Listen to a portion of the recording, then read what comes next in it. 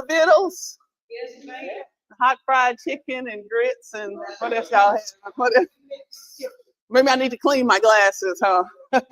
Well, thank y'all so much. My name is Robin Richard. I am so excited on behalf of my fine, smart husband, Lloyd, and I'm so glad to, I was supposed to pause for applause when I said fine, smart husband, but it never works. But anyway, okay, thank you.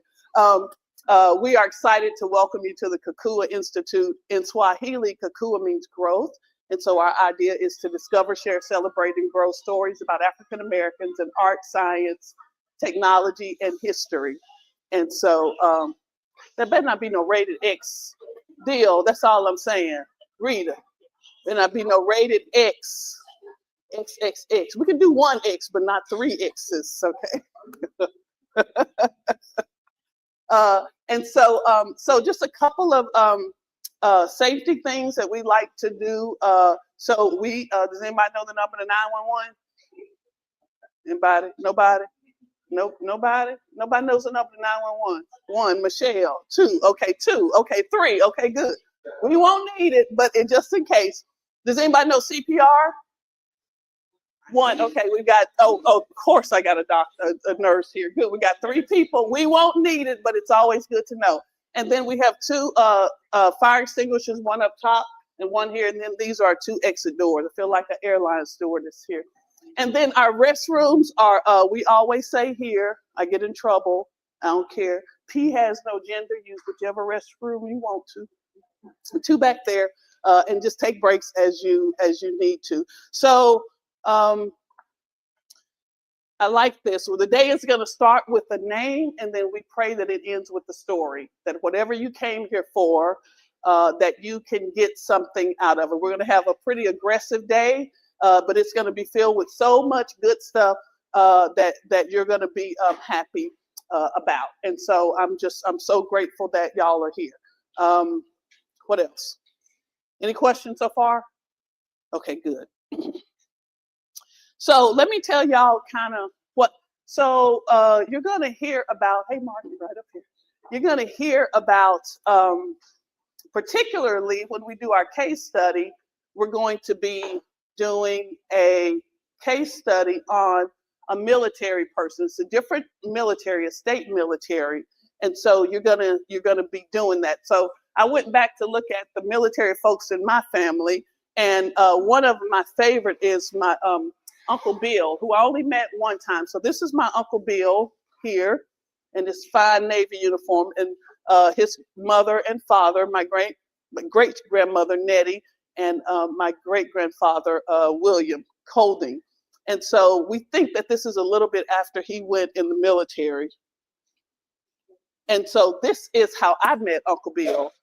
All this height I get from Uncle Bill and my great granddad. So this is Uncle Bill. This is my grandmother, his sister, his brother, their brother, Uncle Vernon, his wife, and my cousin, Frances, who we love to see coming to the country. I mean, we love to see her go when she came to the house, because she would always bring bushels of peas for us to shell.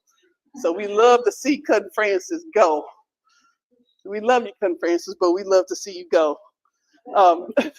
And then I like this picture because this shows how tall Uncle Bill was, and he died maybe a year after this. And so he was kind of the first person that I knew in the Navy, although I had an uncle who was Army colonel and tank commander. He was the first person that I knew that was in the Navy. And so this is, I just love this picture here, because it shows that not only this is our fine trailer on 25 acres of land. My dad used to say we were land rich and house poor. I don't know why, but anyway, we still got them 25 acres. I don't care. You can put a shack up there. I don't care. And so that just brings me joy. So thank y'all again so much for coming. Who came last year? 1, 2. Oh, nice. Well, put your hand down, John. We know you came last year. Well, welcome back. And for all you new ones, welcome. Any questions before we move on?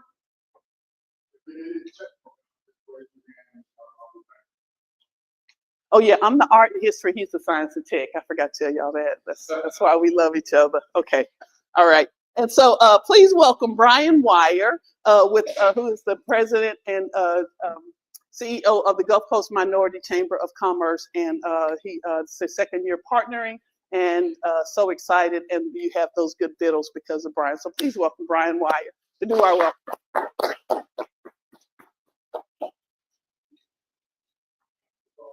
Oh, I got to mic you up because we on CNN. I'll be fast.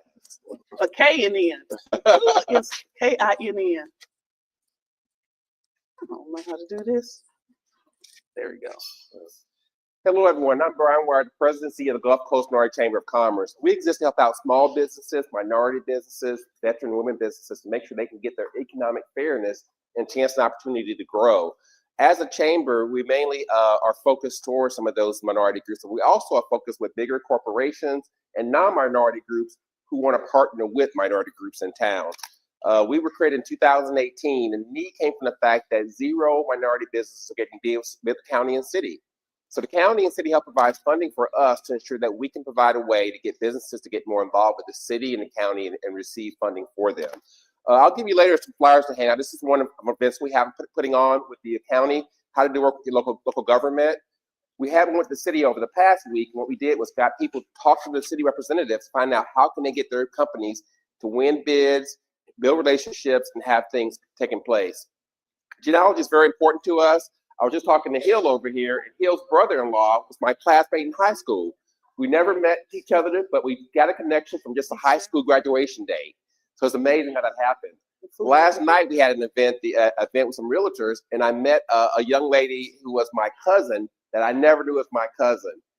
We tied connections back to a great-grandmother's, and we realized that we were actually related and were cousins. So we had a natural bond, a natural connection now, and we're going to help to revisit that relationship. My family's been in Pensacola for a long time. Robin has a picture of the Wire Coordinate Band, and Robin actually traced our history from the family here in town, where our family was bought as slaves to a Black female who bought our family as slaves to help free us and then make us be free citizens. Traced it back 1880s? 18. Yeah, 18. But Robin actually traced the house, and I never knew that history myself. I come from a big family of 6 kids, but all my older brothers and sisters had very strong relationships with their cousins, their aunts and aunties. I was on the younger ones, and I didn't have that connection. They knew people in town, and I didn't know who they were. But now knowing that history helps let me know who we are, what we're part of. So I'm so happy that Robin's putting this on. We love to partner with Robin and provide some food. One of the other shameless plugs I'm going to give you today is a little flyer here. We're having our annual meeting on March 24th from 5 to 7 p.m. at Brownsville Community Center. This isn't going to be your normal boring meeting or your normal type of gala.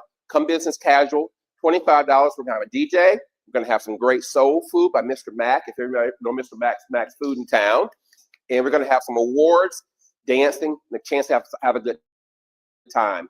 The price is very reasonable because we don't want to have money be a barrier towards any of the events you can go to. I don't know if y'all been watching the prices of tickets lately for some of the events, but you're talking $125, $150. There was one I'm going to soon as $250 for a ticket, and I'm like, I just can't do that too often.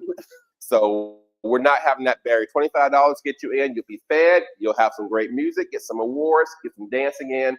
Come and join us if you can on March 24th, and we'd love to have you there. Robin's going to do a little introduction about what Kukua does and what Pensacola Network does at the meeting as well. But thank you so much for being here. We appreciate it. If you need anything, please let us know. And Robin, thank you again for having us. Thank you, Brian. Thank you.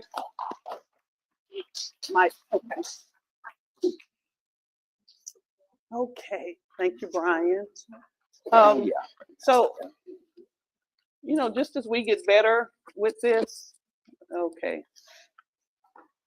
Tinyade Broughton, I'm not sure if she's going to make it. She's having some health challenges, and she wouldn't mind me telling you that. Is an archivist, one of my favorite archivists. I only know 2, but don't tell her that. She's one of my. This is Amir Suleiman, who, if you saw Dave Chappelle's piece, the 846, about that, so he is the one who penned that for Dave Chappelle. And so what Teniade was going to talk about was getting to your why. Why are you doing this work? And so I saw this, his quote in another presentation. You will be someone's ancestor, act accordingly. And so this is a piece that he did. So it's just a few minutes, but I want to play this for you.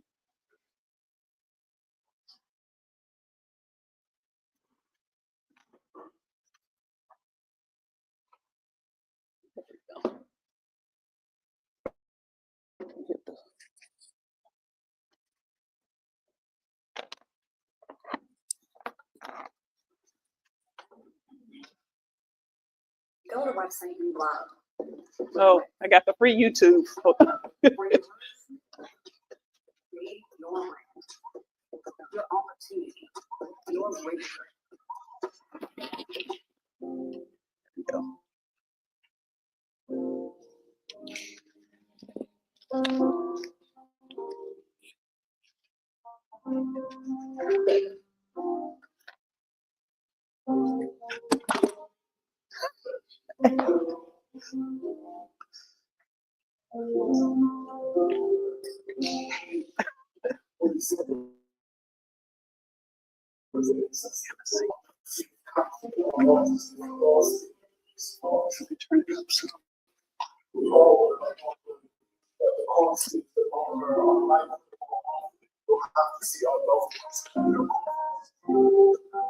It's not to darken our spirits, rather to harden for our children, for our children's children.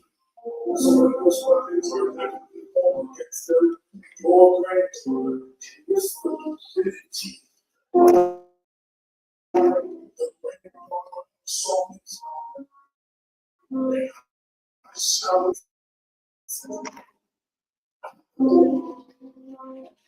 we'll son was around by him to a life what it brings away straight attitude. She will claim and to bring son of love and love and God gave him a son of those with him and the morning of Jesus and such. You will be something. I will fear no threat, no order. Fear is not any more order of God, it's not any more order of God. For all this time, that has already altered his tree and chopping at feet for your throats. There is no chopping that. And he will, he's going to answer. So I call you. There are women in your who are alive in other religions. My God, I'm listening, but I'm still believing, still more active than after this. But you dare let it get out with you. What a shame to let it get out with you. You will be someone's ancestor. For God's sake, you will claim that you have played for your purpose. You will not be brought back to us.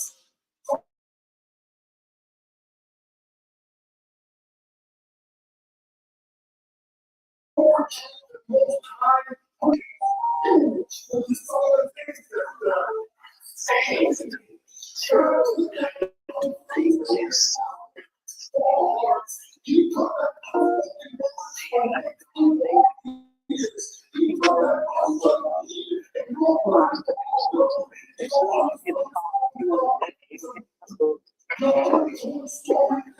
I'm gonna text all of them. So these two are a little bit more comfortable, but if you want to,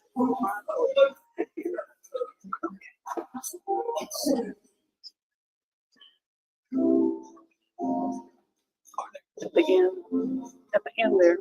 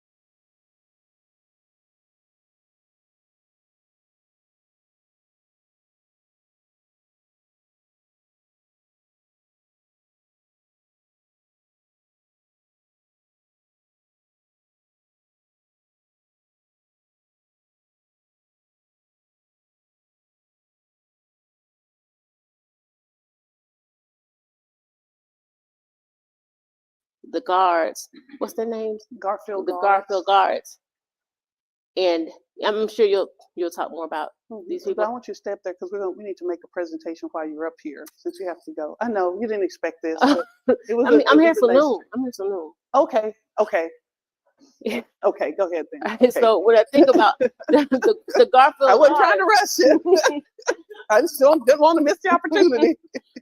or the fact that here it is, they had to get a organization or a military, what's the name, like The militia. the militia, just to be able to, after Reconstruction, to help these people get by, to help these people vote, to help these people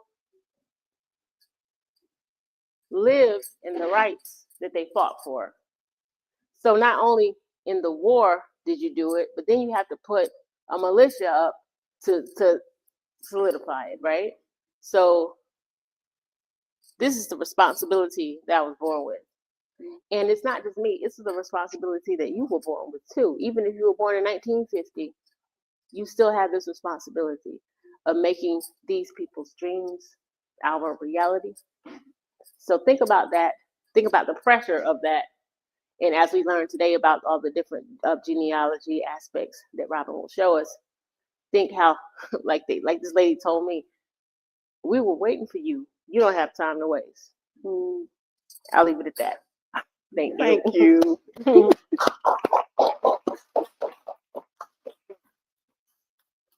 Oh, a microphone. Okay.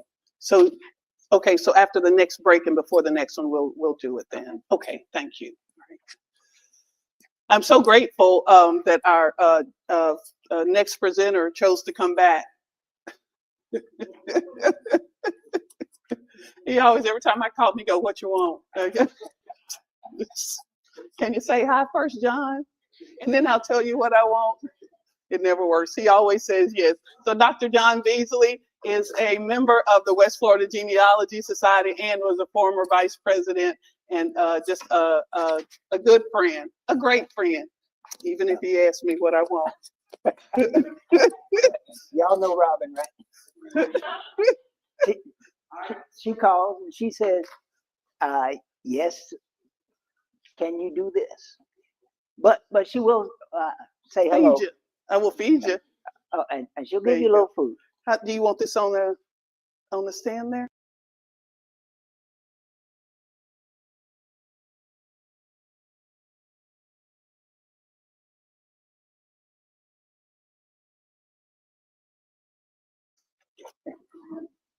Can either do the up or down button or the, uh-oh, I just did something. I can't believe it. There we go. It'll come back. Well, There we go. Okay.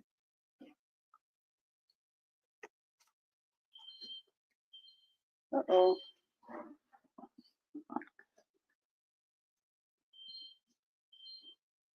I'm doing something wrong. Tech. tech support. Oh, production, sorry. Oh. It's stuck on that screen. I hit something. So I'm gonna move out the way because I did something wrong. I'll just hit the up and down button.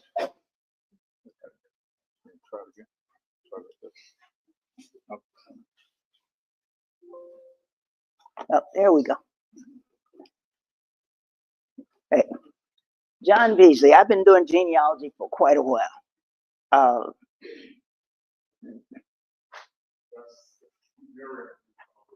How'd that get there?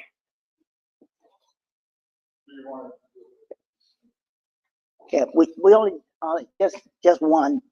Y'all don't even know what the next slide is yet.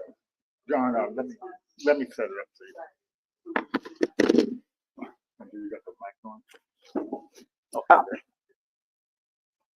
So now we have a little. Well,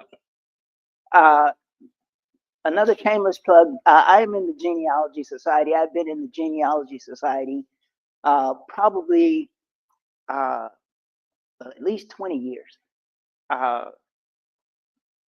When I first started doing genealogy, well, let's see, my father died in about 1993. And in 1995, I got curious about what about the tree because I realized I really didn't know that much about my father's side. So I started my research, and having lots of degrees, I thought I knew how to do research. I figured I could do this. It would be a piece of cake. Well, genealogy research is different from biological research or just doing a paper. So that is why I strongly, strongly, strongly suggest that you join a genealogical society. You will have refresher courses like what I'm talking about right now, but they'll take a whole lot longer. They'll tell you lots of stuff, how to approach genealogy, how to make a research plan, how to what places to look. Uh, uh, Lots of stuff, lots of reading.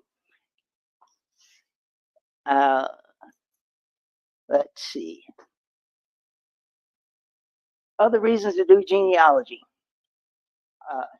You guys can't see over there, can you? To get an understanding of your personal identity, to for health awareness. I didn't know. Well, I have an autoimmune disorder. Luckily, nobody else in my family has it. But when I started doing research, I found I have a niece with sickle cell anemia. And then I kept looking, and there was a woman who was actually my supervisor when I was the summer after 10th grade. She was my supervisor. I did not know that this woman was my father's first cousin. And nobody told me because everybody thought I knew. And it turns out that she had a grandchild that had sickle cell anemia. That grandchild, both of those grandchildren with sickle cell are buried in that same cemetery. But that was part of the research proof that helped me prove that people were related to me, and it makes me more curious about people. Other little funny things. Ever met anybody with extra fingers or extra toes? Well, right here is the nub of a six finger on this hand and a six finger on that hand. My father and his identical twin brother both had them. And they decided, well, they'll put the thread on my father's and cut his off, but they didn't take them off on his brother. I don't know why, because when you're doing manual labor, trying to put gloves on with extra fingers, that's quite a hassle. But from the genealogy, from the DNA stuff, 1 in 4 of the children of people with extra fingers will have those extra fingers. So that is another trait that I look for when I am doing my research. I'm asking for sickle cell, asking anybody got sickle cell in your family, anybody got extra fingers. I have 2 daughters. One of my daughters had the extra fingers. And it's helpful little hints. You want to know about other diseases that would be passed on through genetics.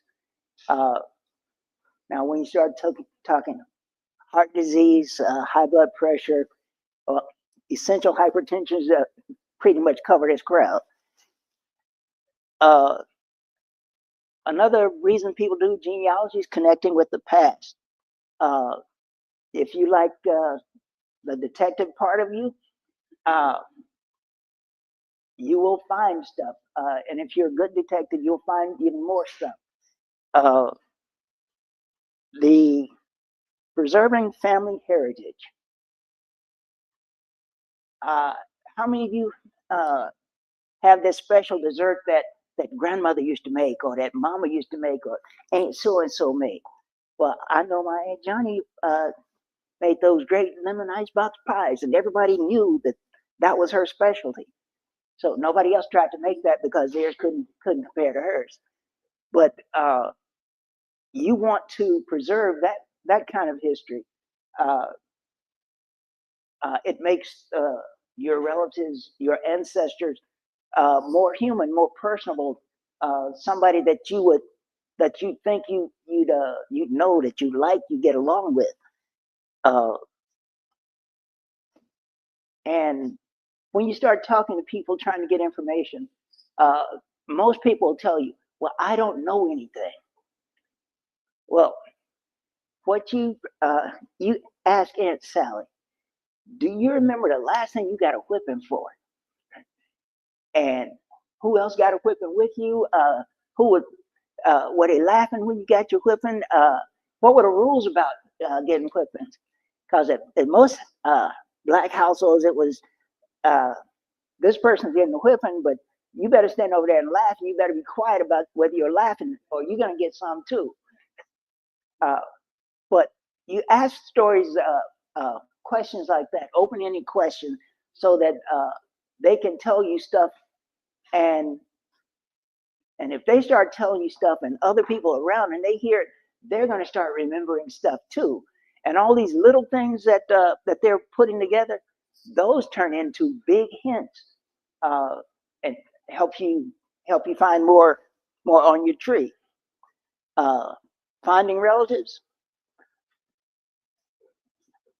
I love Facebook almost more than I like the census, because on Facebook right now, people wish folks happy birthday, happy heavenly birthday to all these people, and uh, they will tell you in many cases which birthday it is for this person.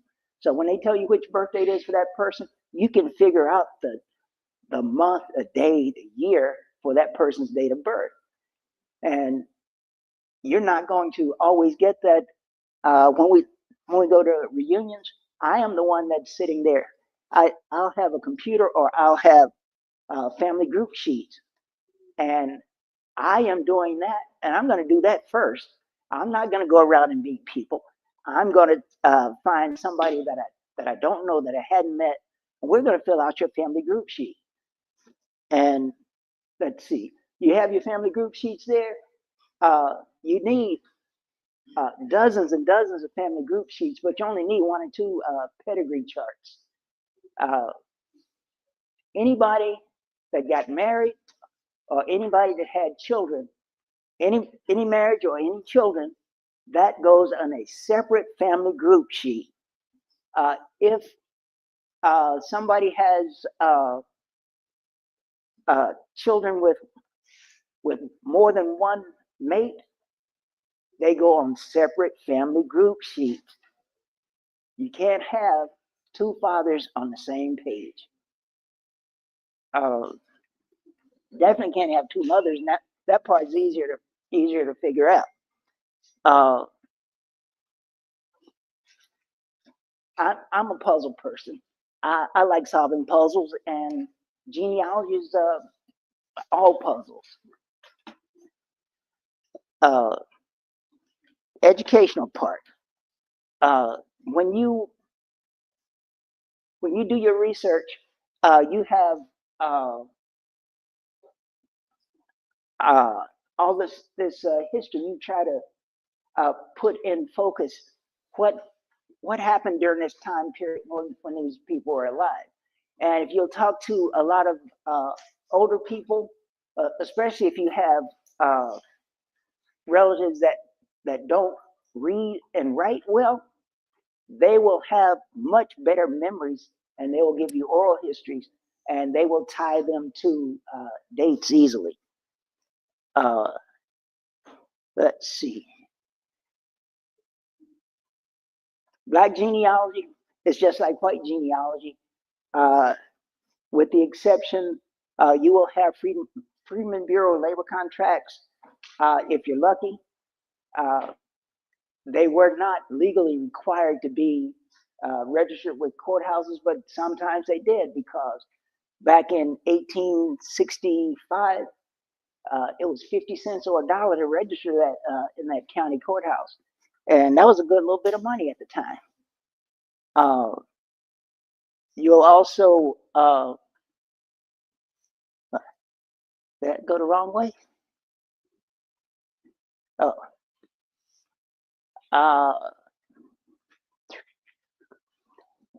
There's the 1870 is the basic first brick wall most blacks will have, because that's the first time the blacks appeared in the census.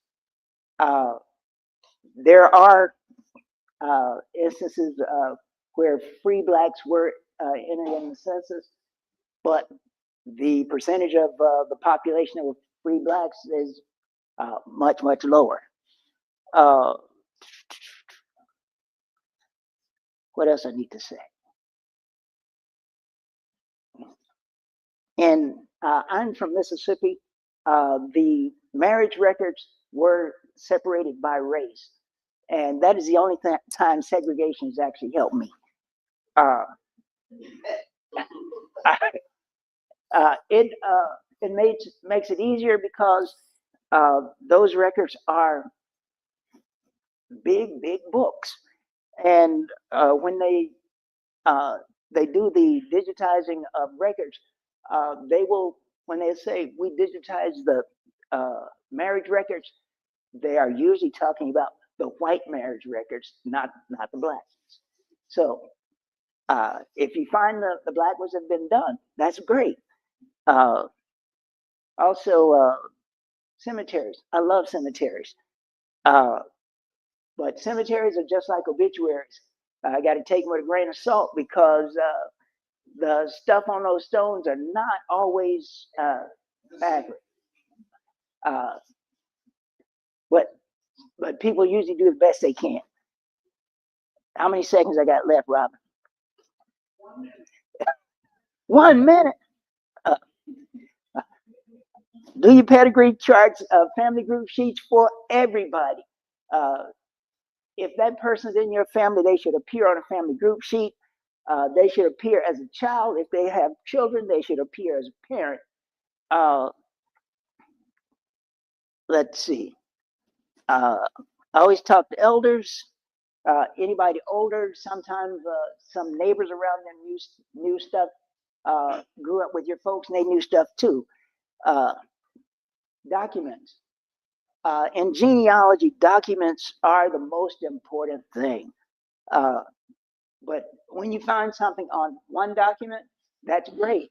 But you've got to find something to corroborate, because one document by itself is not proof, because it can be wrong. And if you can find more than one wrong with the same wrong information, then that's probably what the person was living with. That's that beautiful pedigree chart. When you're doing a pedigree chart, filling out, the father always goes on, the male goes on top, female goes on the bottom. That's just by convention. We're not being sexist. These family group sheets, they normally have space for about 4 or 5 kids. If there are more kids in that family, attach another, and keep those family group sheets together. Fill them out as completely as you can. That information will help you down the road. Spelling is important, but I have found 8 ways to spell my last name in official documents. So just because people don't spell it exactly like you spell it does not mean that that person's not related to you. Word of mouth, those oral interviews, a great place for your sources. Family Bibles, they are usually close to correct. Personal diaries. Every now and then people will write diaries. Census records. Census records are great, but remember, the person writing the stuff down, I think the only requirement to be a census taker was that you had transportation and you could write. It didn't say that you had to spell, be able to spell, or to have great handwriting. It is great to know cursive because the records were done by hand, and sometimes they put lots of swirls on letters in the earlier days. Then around 1910, I ran across my first bad handwriting census. And the part that I didn't run into, the record was faded. There are special censuses. Census records are done every 10 years, years ending in 0. But in the state of Florida, they did between census, state census. So from 1845, 55, 65, 75, blah, blah, blah, blah, to 1945, they did those in between records. Alabama did in 1866 and in 1907. The rest of them are those on those years. And everybody knows about the 1890 census. Most of it was lost because of not the fire that they had in the Commerce Department where they keep the records, but from all the water that was dumped in there to put the fire out. And you know what it's like when water gets on pages. Census records. When you look at a census record, there are all these rows across the top with different information. A lot of times they will tell you occupation, education level. They always tell you male, female, age, and race or color. Excuse me.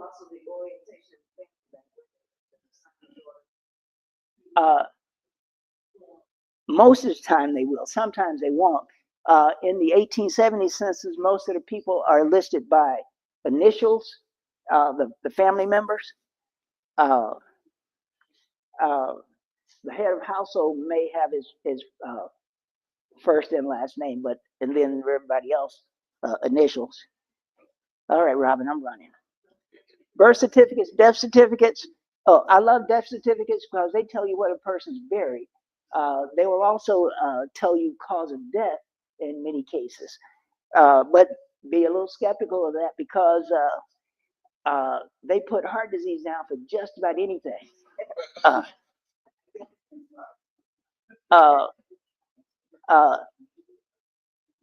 Marriage licenses in Florida, you have clerks of the court will do chancery clerk and circuit clerk stuff. In Mississippi and Alabama, you have chancery court separate from circuit court. Chancery clerk does deeds, wills, some of those. What's it? Hospitalization, mental hospital admissions or sentences. Marriage records are done by the circuit clerk's office, and they do the voting too. But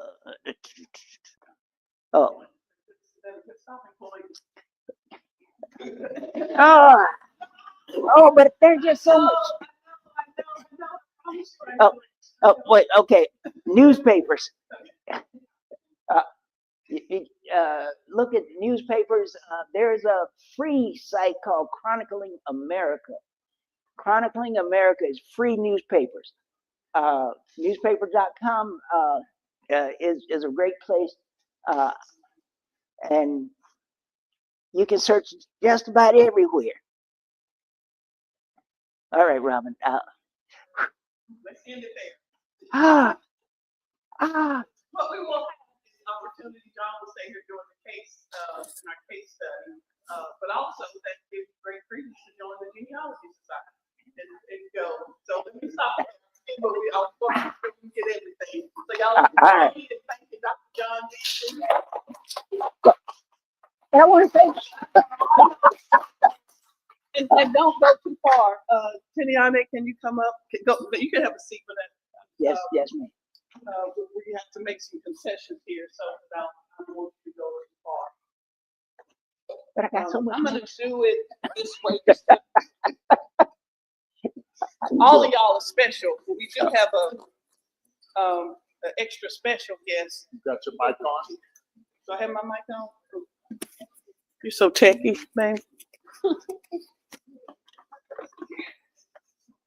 The subject of our case study is Captain Isaiah Richardson, if you remember from the email, and I am so excited to have two of his descendants here today. And I'm going to tease Amanda. One is more special than the other.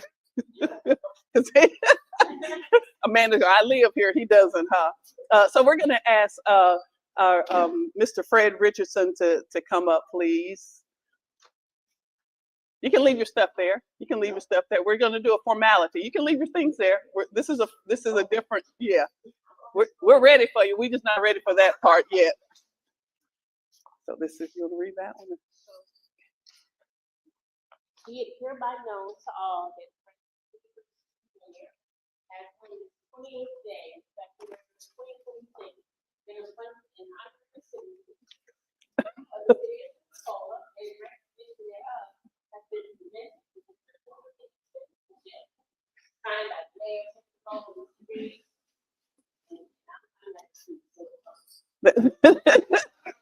Can you turn the certificate around and let's get a picture? You turn it around and let's get a picture here real quick. Thank you. We got one more. Wait, one more. This is Tiniade.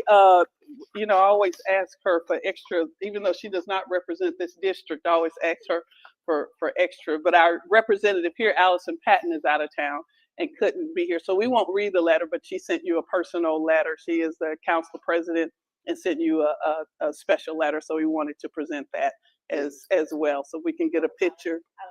Yeah. Let's get a picture of both of those there.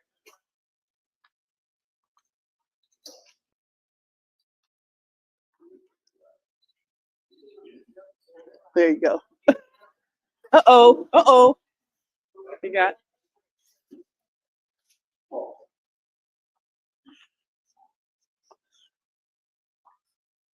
There you go. We'll make it work. There you go.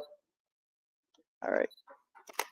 And one final one, and we'll leave this up here, but we provided you with a picture, a framed picture of your ancestor, Dr. What? Can you wait, Amanda? Can you wait?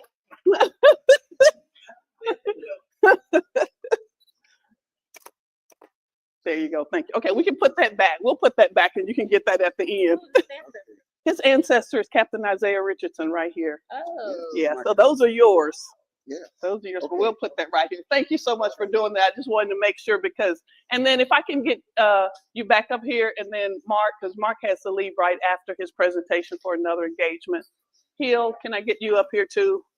And John, you get all our presenters up here. We just want to do a quick photo because one has to leave. Brian, can I get you in there, please?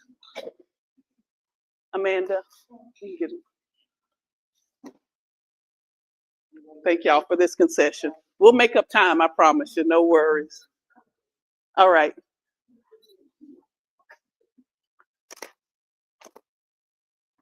Thank y'all so much. Let's give them all a hand. Let's appreciate that. Thank you for doing that. All righty. Mark, you have yours on want to plug into? And if you need to take a break, again, the restrooms are there. And okay.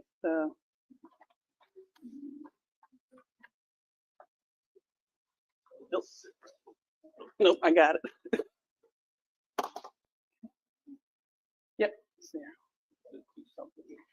Just say okay. Oh, do you have it on what is that? No, how you duplicate your slide. He doesn't have it on how to duplicate your slide. Yeah, you have it on extend. There you go. Tell me when I get the okay. Yeah, I think so. Oh, okay. Where's that at? What's this one?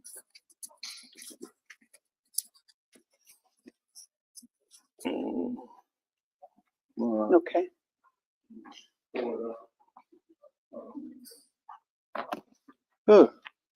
We'll do better when we get Oprah money. So, but right now we got Kukua money. You ought to introduce myself. Oh, yeah.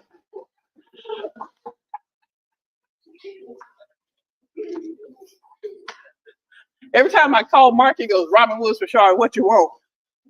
Like you and John are cousins, huh? I know. So my good friend Mark Hopkins is an amazing man, a veteran. You know him. I think the way that I met him, you just come out of, you just retired from the military and was a Blue Angel photographer. So some of those amazing pictures that you see is because of Mark. And then he is is now a retired professor from Pensacola State College in graphic design. And I always like to brag that he's the reason that Pensacola State College got that 4-year degree. So, so yeah. Period. Yeah, but now retired though, and still working on behalf of veterans. So this is Mark Hopkins. Yeah. Thank you, guys. As Robin said, she calls and you come and you answer the request immediately. And this is about photography, so I'm going to point right at that piece right there. When we look at that piece, it actually tells us a date as to when that photograph was taken. But I'm pointing that out because she made me hang that myself. And it was on a ladder that was about as tall as me. So you got long arms. So I'm standing on the top of the ladder hanging that banner. But it's an interesting photograph. So when we look at that photograph, it's mainly about how do I be able to tell if I don't know those dates on those two young ladies there? When I look at that, what do we see when we look at that photograph that could identify timing or when it actually happened? But in this case, we actually know the date. And I know for a fact that a lot of you guys at home have photographs that are in the sideboard drawer. Yeah? Am I right or wrong? And then what do we do with those photographs when we get them? Put them in a box. Oh, okay. And then what else do you do with them? You write on the back of them. That gives you an idea of who it is, when it was taken. This happens to be from my nephew, and his brother, who has passed recently, but they're in the back of my dad's house. And I bring that up to only say, be careful when you're writing on the back of these photographs. For those of you who have already written on them, you can't do very much about them. But in the end, you have to be able to not press too hard, because my mom's handwriting is indented inside the photograph. So just be careful, or use the proper pen when you're trying to do that. But that's a good way to identify people that are in those photographs, if you can remember. This is a picture of my dad. When we look at that photograph, what can we tell about that photograph that helps us identify not only who that is, but what's in it? He's wearing he's wearing clothes. I'm glad to know that. He looks aged. I'm in the photograph because a friend of mine used this to take that picture. This is a really powerful tool. And then you have to archive those photographs so that you can keep them to pass that on also. Uh-oh, running slow here. But in that photograph, I can tell who my dad is. But also in that photograph, you see that old mirror in the background there? How many of you can recognize with those big old mirrors that were in our houses?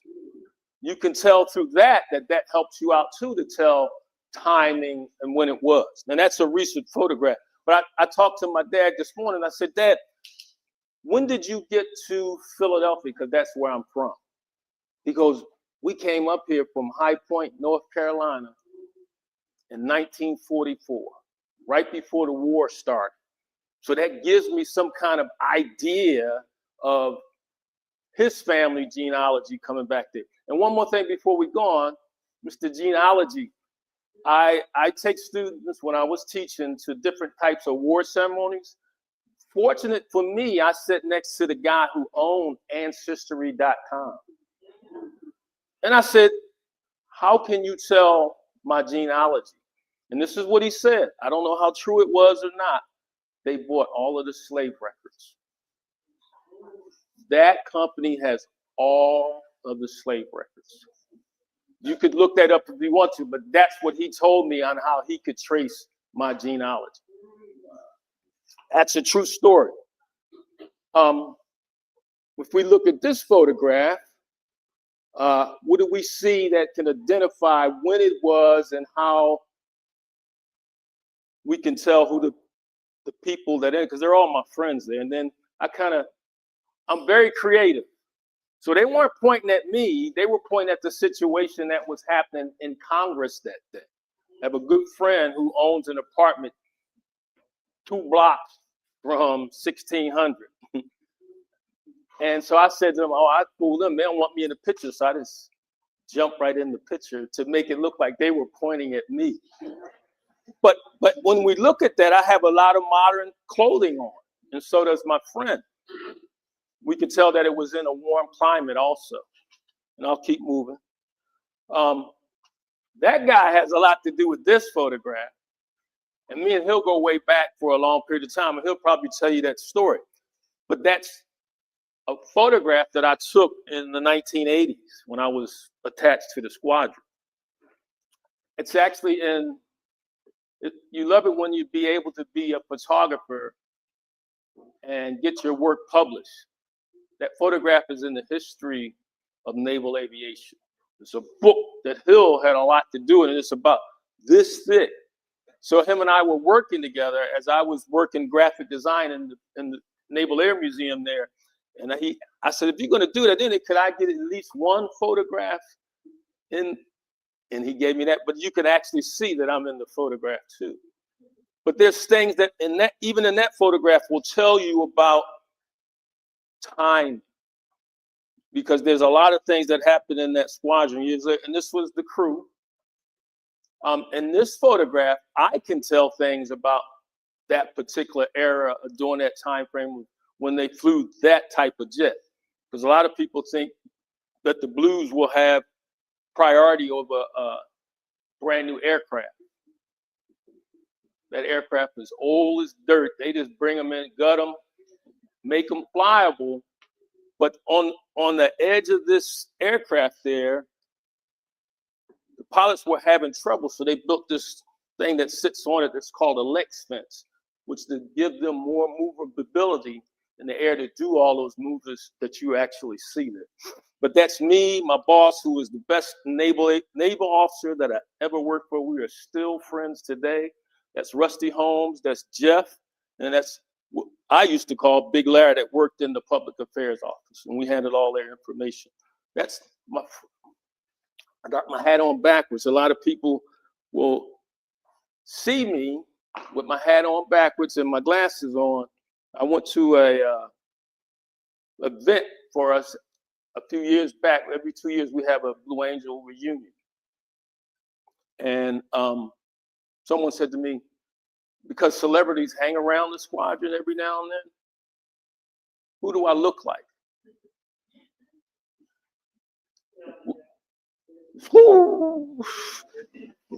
Everybody thought it was. This is me and my friend when I did a presentation across the street there, and I'm talking about graphic design.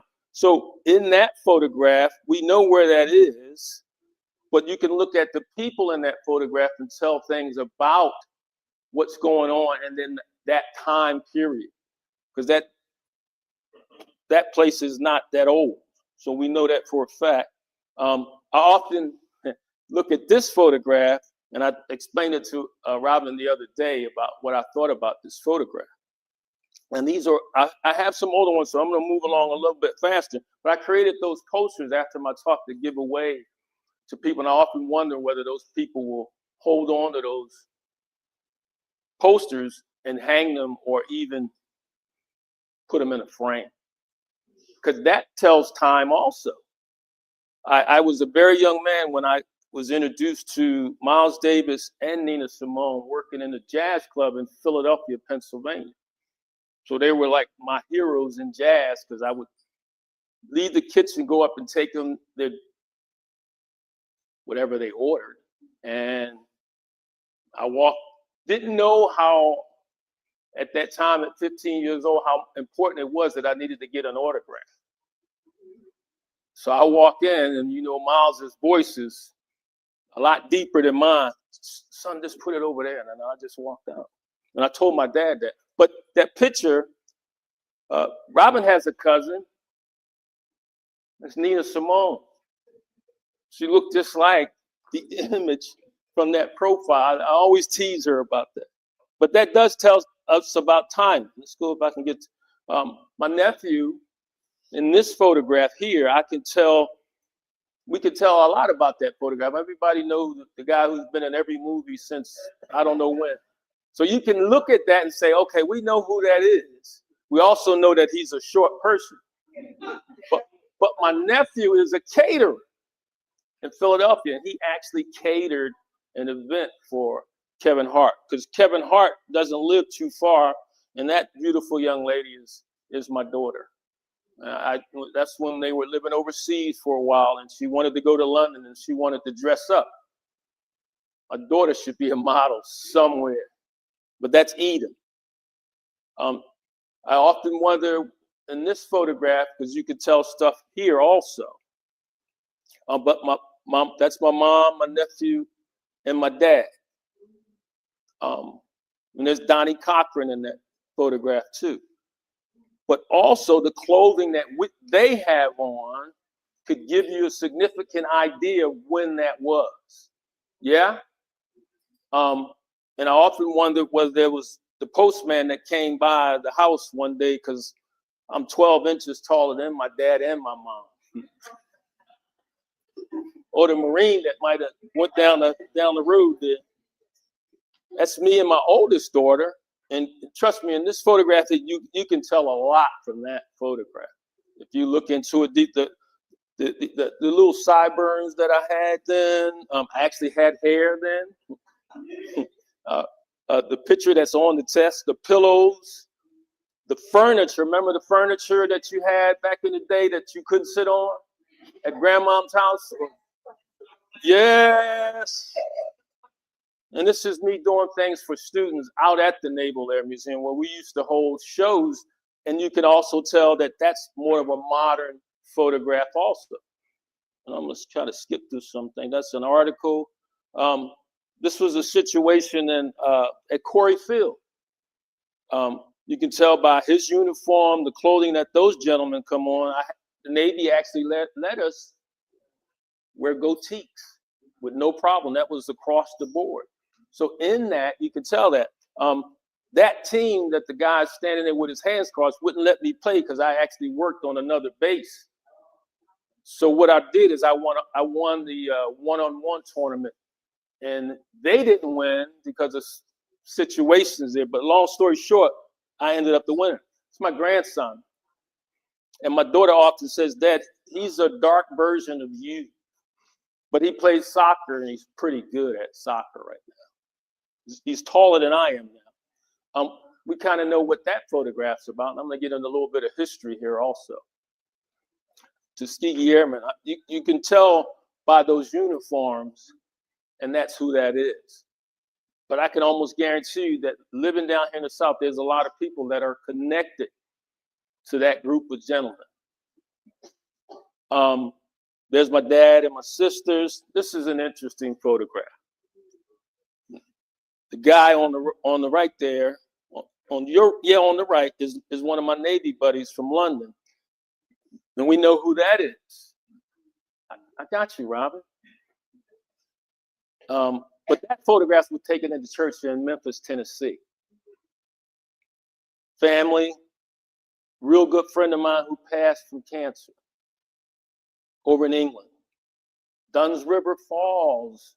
And what we have in this photograph here is my wife is family is from Jamaica. So you always, if you've not been to Jamaica, even if you don't want to climb the falls because they're real dangerous and slippery, something that you can look at also. This group of young gentlemen are all played for the same coach that I played for in Philadelphia. There's about 3 of them who actually became professional basketball players, including the guy in the front. I played for him, but you can also tell from this photograph of the style of uniform, I was one of the 12 best players in the Navy at 2 years in a row. But that's Alcatraz behind me. I played for John, and so did that guy. We used to come to John's practices, and he was there, but just a young toddler. Very important. And that's me telling a story about want to become a professional ball player, but we all can't. So when I used to teach students, I would let them know, these are the awards that I got, but look at me now, I'm a college professor. So that was important to me. A group of friends. This is an interesting photograph because I took it. And if you guys remember the movie Devotion, if you watched it all the way to the end, because a lot of us don't like to watch the credits, at the end of that movie is that photograph. But DJ, Bruce's son, takes the credit for it. So I called Bruce. I said, Bruce, you made me take that photograph that day. Where's the credit? He goes, that's right. Him and I have a connection because we're both from Philadelphia and could have went to the same high school. Looking at this, what would we say about this photograph? Clothing makes a difference. Where would you think it might have been taken? New York. Anybody else? During the 60s. Yeah? It's actually the migration of Jamaicans to Great Britain. All of these are. Similar to the one that Robin has. You know who that is. But in that photograph, are you noticing things that are different? Everybody knows who that is, right? No? He sung very, very well. Say, Paul Robeson. Look at the Germans in the German uniforms in that. That tells you significant stuff about when it was and how he. No, because it's my presentation. You did like this 2 minutes ago. So if you don't know from research, if you don't know Paul Robeson did when you see the German uniform, what you can do is use the newspaper search to see when he was there. Mm-hmm. You don't have information from our case, you can say, just do a newspaper site that send you Paul Robeson and then like Germany or something like that. And then see when he was there, and we'll give you that story. Right. That's one point. Or you could just buy the book.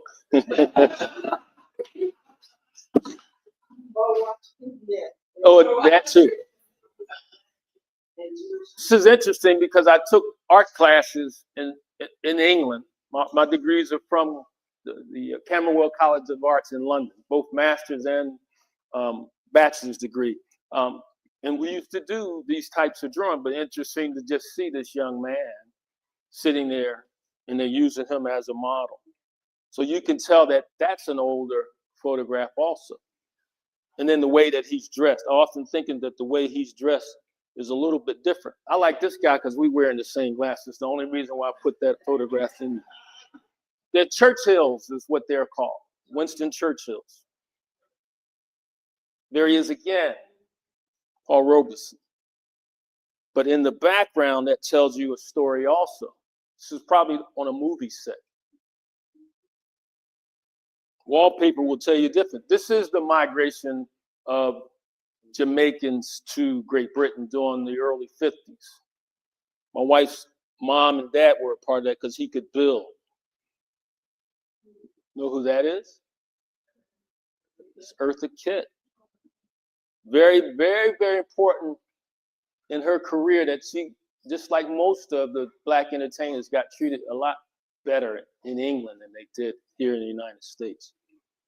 That sign blew my mind. Protesting during the 1950s.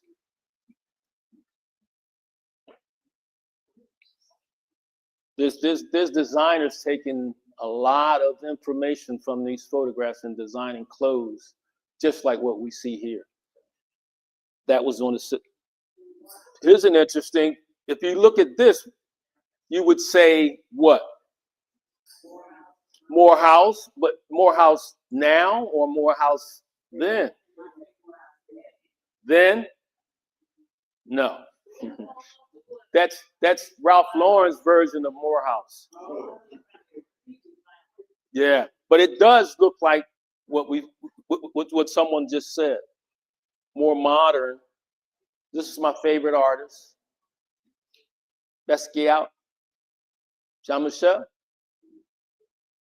His paintings, I saw one of his paintings in London for the first time, and it sold for £1.5 million. Very pretty. Huh?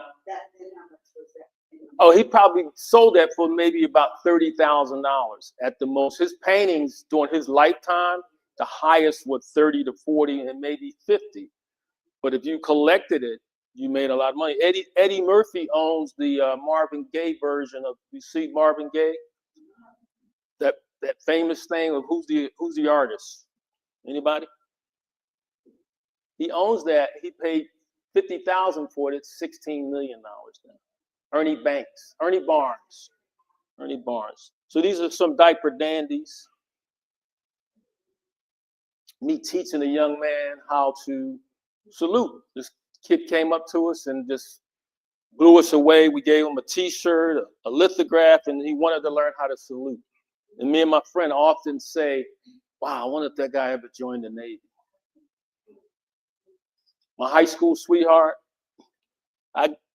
this is a very dear friend of mine who was beautifully killed. She was the inspiration. The reason why I put her in here, I did a poster for her. It's hanging in the gym. Carla Williams. They retired her jersey and everything. Me and a pastor friend of mine that grew up in Philadelphia, he came down to Oakwood College to speak, and I surprised him, even though I told him he was going to be there. But you can tell by the way we dress, and then the backgrounds in that photograph were done digitally. So it's a modern photograph. And I'll keep going. So Robin, that's a great photograph there. That is a really good photograph. That's me. And, the cars set it off, don't it? Yes, the cars. And if I blew it up, you see way back in the back there, that's my dad getting ready to open up the trunk so I could put my gear in and him take me off to meet our scoutmaster to go on a 2-week trip. Was the best trips in the summertime. Oh my God, getting out of the city for 2 weeks, swimming every day, 3 meals a day. That almost gave me the idea that we were in the military, but not. But it was a lot of fun. Barbecues. I think my dad was posing for that photograph. But you could tell by this photograph that it's in a particular city that had these kind of steps. And I guarantee that nobody could probably guess where that was or use technology to find out where it was. So I'll just say again, who said it? Yes, ma'am. That's Baltimore. Cause I'm doing this, Robin.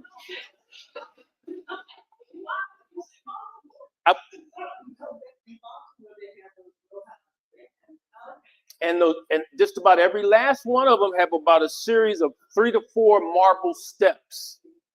And that's when you used to go outside. Our kids don't go outside.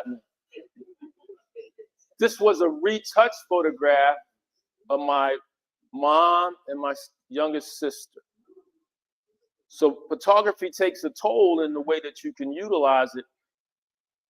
Even before this was done by hand, not by machines. That's how old that photograph is. That's my grandmother.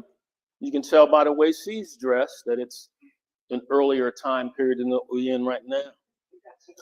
And that pocket, just see what I was going to say.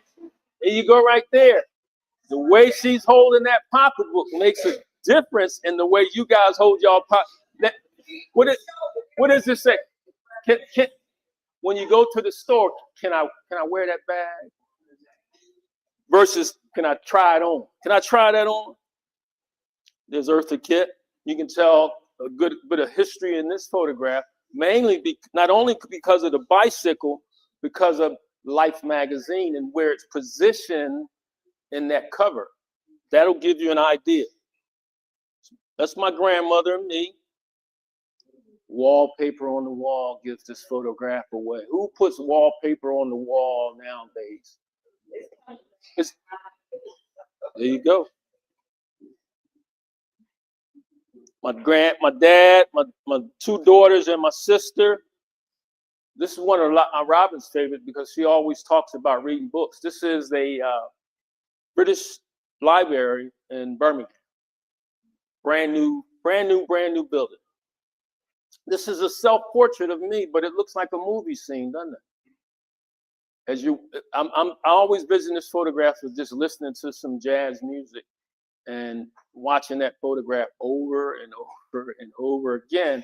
But I was on a double-decker bus, and if you look real close, you could see the image of myself in that photograph. So that's what I call one of my self-portraits. And I'll keep moving on so Robin don't beat me up. Donna Cochran, go ahead, I'm listening. This was an interesting photograph that I took at the Naval Air Museum when we had an exhibition there. When I told one of the students, I said, hey man, you could get more information from this guy. This happened to be a Japanese soldier who was going to school here at NAS. And the kid was kind of stubborn about it. I said, no man, he's checking out your information to see if it's correct. But if it isn't, here's the time to jot some notes down to learn a little bit more. And I had to force that kid to get up to do that. It's the only guy in the world who had a horn like that. Dizzy. Sisters and mom, my family. This is where technology takes over. So you can tell that that's a different time and date also. I love this photograph because the student said to me, man, it's so great to be able to have a professor who enters competition just like he forces us to do, and win an award also. So it was very influential when he said that. Matter of fact, he used to work with Hill at the Naval Air Museum. And this is the kind of awards we used to win. But once again, if this was showed 20, 30 years from now, the students that are in this photograph could identify what that is or by their clothing. Yeah? This is the reward. I get to take them to Miami and I get to drive 9 hours there and then 9 hours back. They're okay with that, but that was what I used to do. No, that was a selfie. Oh. There you go. The first automatic door in Great Britain. That's where my daughter standing. And how it worked is your weight, you stepped up on it. It's on Audley Street, which was right down the street from where I used to work overseas. Kevin Hart's neighborhood, that's the 56 trolley. And I lived in that same neighborhood. Sisters and brothers. Remember the sideboard where I told you you could find any photograph that your mom and them took on those old Polaroids? That's exactly it right behind it. So furniture, when you're looking at these older photographs, can identify the timing and maybe even who the people are. It's my youngest brother. Yeah, you folks used to go to the cabarets. That's what that is right there. So people laughing there, but that 12 years of school, not one absence. But you can tell by that, that's my sister Diane, by the way she's dressed. And once again, look how she's holding that bag. This was very fortunate. This was at her funeral here. It's the chef, that's England. That's my youngest daughter. And so if you did your research, if you look at what she's holding, it's a wooden doll that was made in Ocho Rios, Jamaica. Anybody? Navy uniform. A lot of people don't know this. He played the saxophone with Miles Davis. See if any, That's John Coltrane. No one knew, and I found that out myself, that he was actually in the Navy. It looks like everybody knows who that is, but you don't know where it was. So what identifies that is that we're in smaller hallways and stuff like that. But Roy was overseas signing autographs, and I heard about it in the newspaper. And him and I used to play basketball on NAS years ago. Went upstairs, he came out the room, goes, man, what are you doing over here? I love to travel, and because I do, I ran into him, and he took a photograph with me and my daughter. Best fisherman in the world, caught it right off the coast of Panama City. He'll tell you that, but then he'll prove it. And I'll skip through some of these so I can get to the end. Oh, that was interesting there. See history, she knows. This guy created some incredible sculpture, and he had an exhibition at our college. So who do I call? Because it was more about our heritage. Robin, you need to come. Oh, Mark, what? Come down there and did it. This is in the museum downtown. It used to be called the T.T. Wentworth. I actually sent that photograph to Kenny G when he got on Instagram. He said, I remember that clearly. It was the reason why he got that ride. I own this hotel. It's in San Francisco. I got told that when I was young, as I went into the dentist to get some dental work done. He wanted to calm me down. A lot of my friends thought I was lying when I said it. So in this case, I'm on the radio talking about the squadron. We were doing a show in San Francisco, and the public affairs officer from the Mark Hopkins Hotel comes down to the pier right in front of Alcatraz, looks me up, and just gives me a tour of the Mark Hopkins Hotel. That guy happened to be a British guy who owned that hotel. So that kind of connects me to where my name came from in that sense. Selfies before selfies. You know, everybody takes a selfie now. I took my 35mm camera because I had flown that aircraft several times, taken pictures, but never took one of myself to get people to believe that I did that. How you can tell, a lot of people, oh, Mark, you was getting ready to fly. No, I've got glasses on. I've got no harness on. Got short sleeves on. You have to get in a flight suit that's fire resistant just in case something happens. But I love that photograph because a lot of people will think that I'm getting ready to fly. And I was like, nah, I did do some, but I didn't do as much as I wanted to. Thank you. I've got to go to church, which is why I'm dressed this way. I really appreciate your time. If you guys got any questions? I enjoy doing this stuff. If I had more time, I'd spend it and I'd ask them, like, yes, ma'am.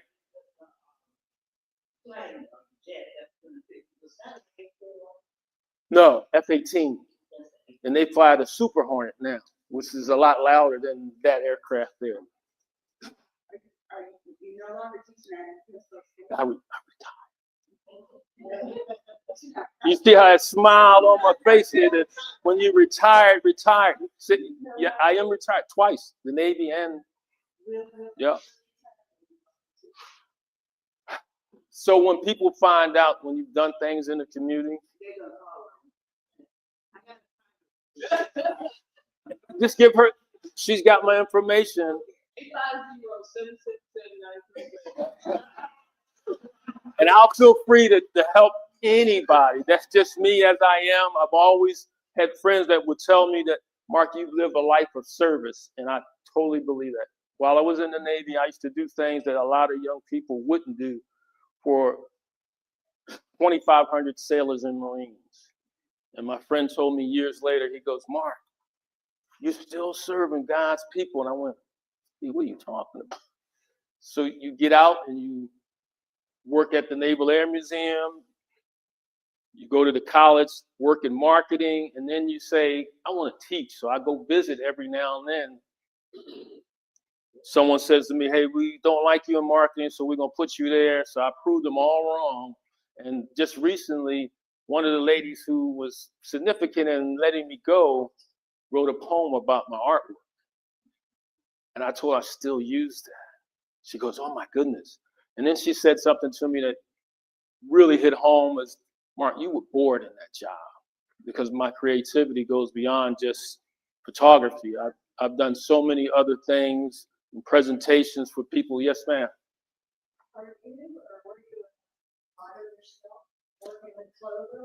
Yeah, he taught me how to pottery. That's why you saw that picture of him in there. I do a lot of things. I believe in working with my hands. Robin is always trying to steal my leather bags that I make. And I have a lot of stuff to talk about, but I know Robin has got time, and Bill's probably up next. Any other questions? Because the choir just texted me saying, Mark, where are you?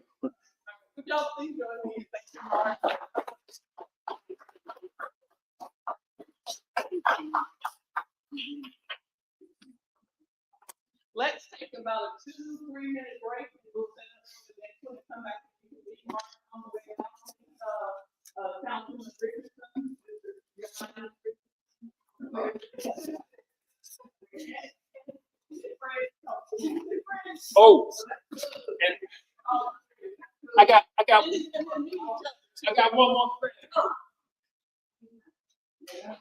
Purchase this book on leadership.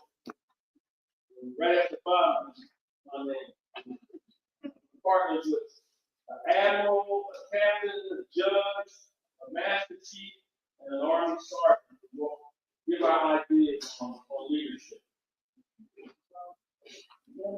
And it's on Amazon and combined. Say the name again. Leading at every level. Loving as it face. The name of the book. Yes, ma'am. Oh. Y'all can go ahead and take a break, and then we'll about 2 minutes. We'll come back. It's been around for a while.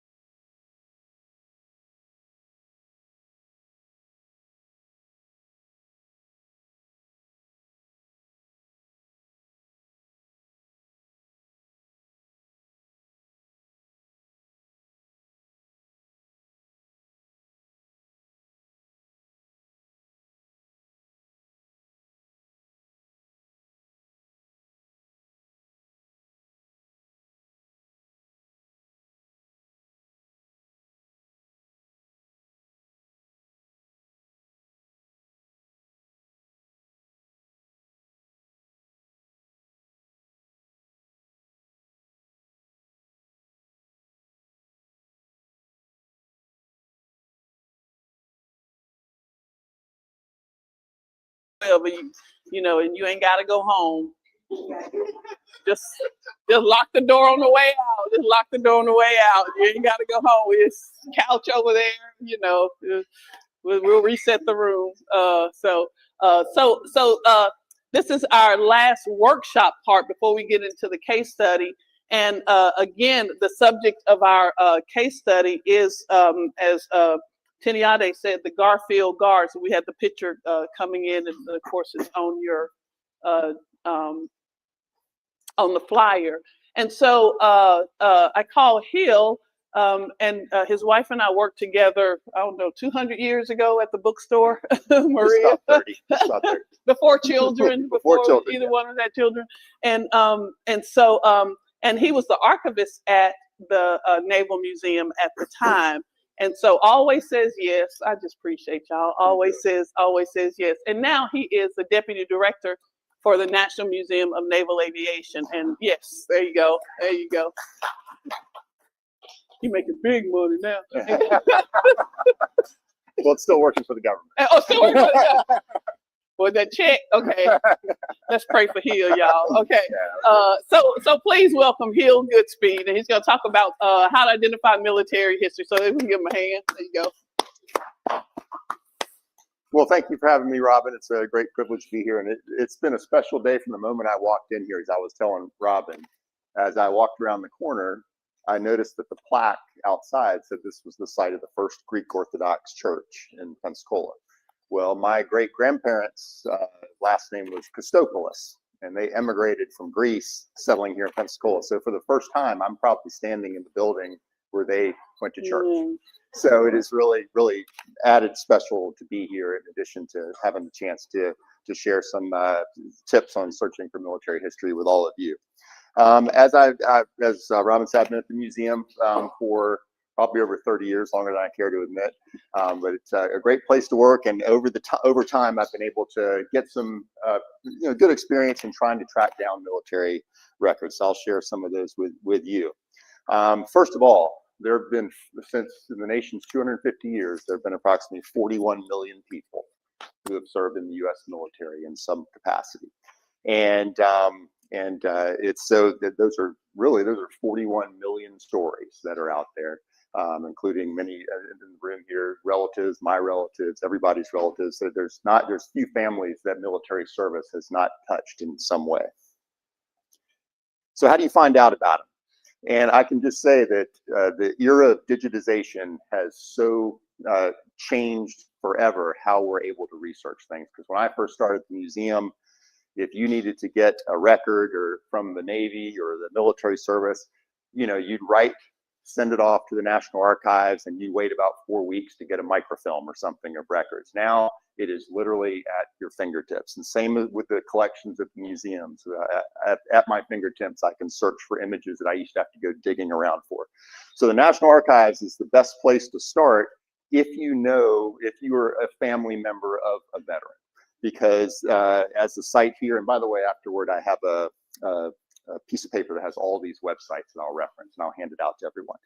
And so this is the best place to start if you have a family member and you are the next of kin of someone who served in the military. You can go onto the National Archives. It's very user-friendly to find out how to access their military records. And what do you get in those records? What can you find?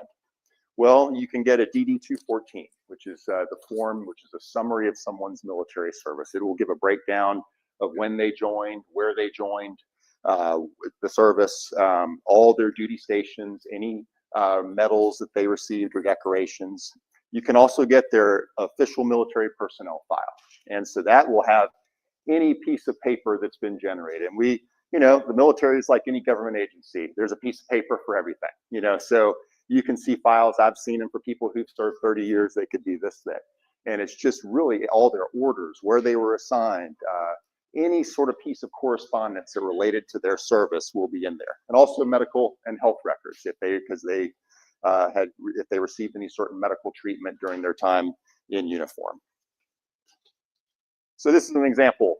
Jimmy Doolittle, who led the Doolittle raid during World War II. This is a document that's in his records. So this is just an example of what you might find. It's a letter. He was in the reserves and he was going over to England to research some engines, and he put a signed letter in there. He wanted to get some credit for active duty while he was doing it. So you can find a range of things. I was looking at one yesterday for a Medal of Honor recipient, and it's a 3-page letter from one of his former commanding officers describing his personality, his characteristics, things he had done leading up to the action for which he received the Medal of Honor. So there's a whole range of things. You never know what you're going to find in those personnel records.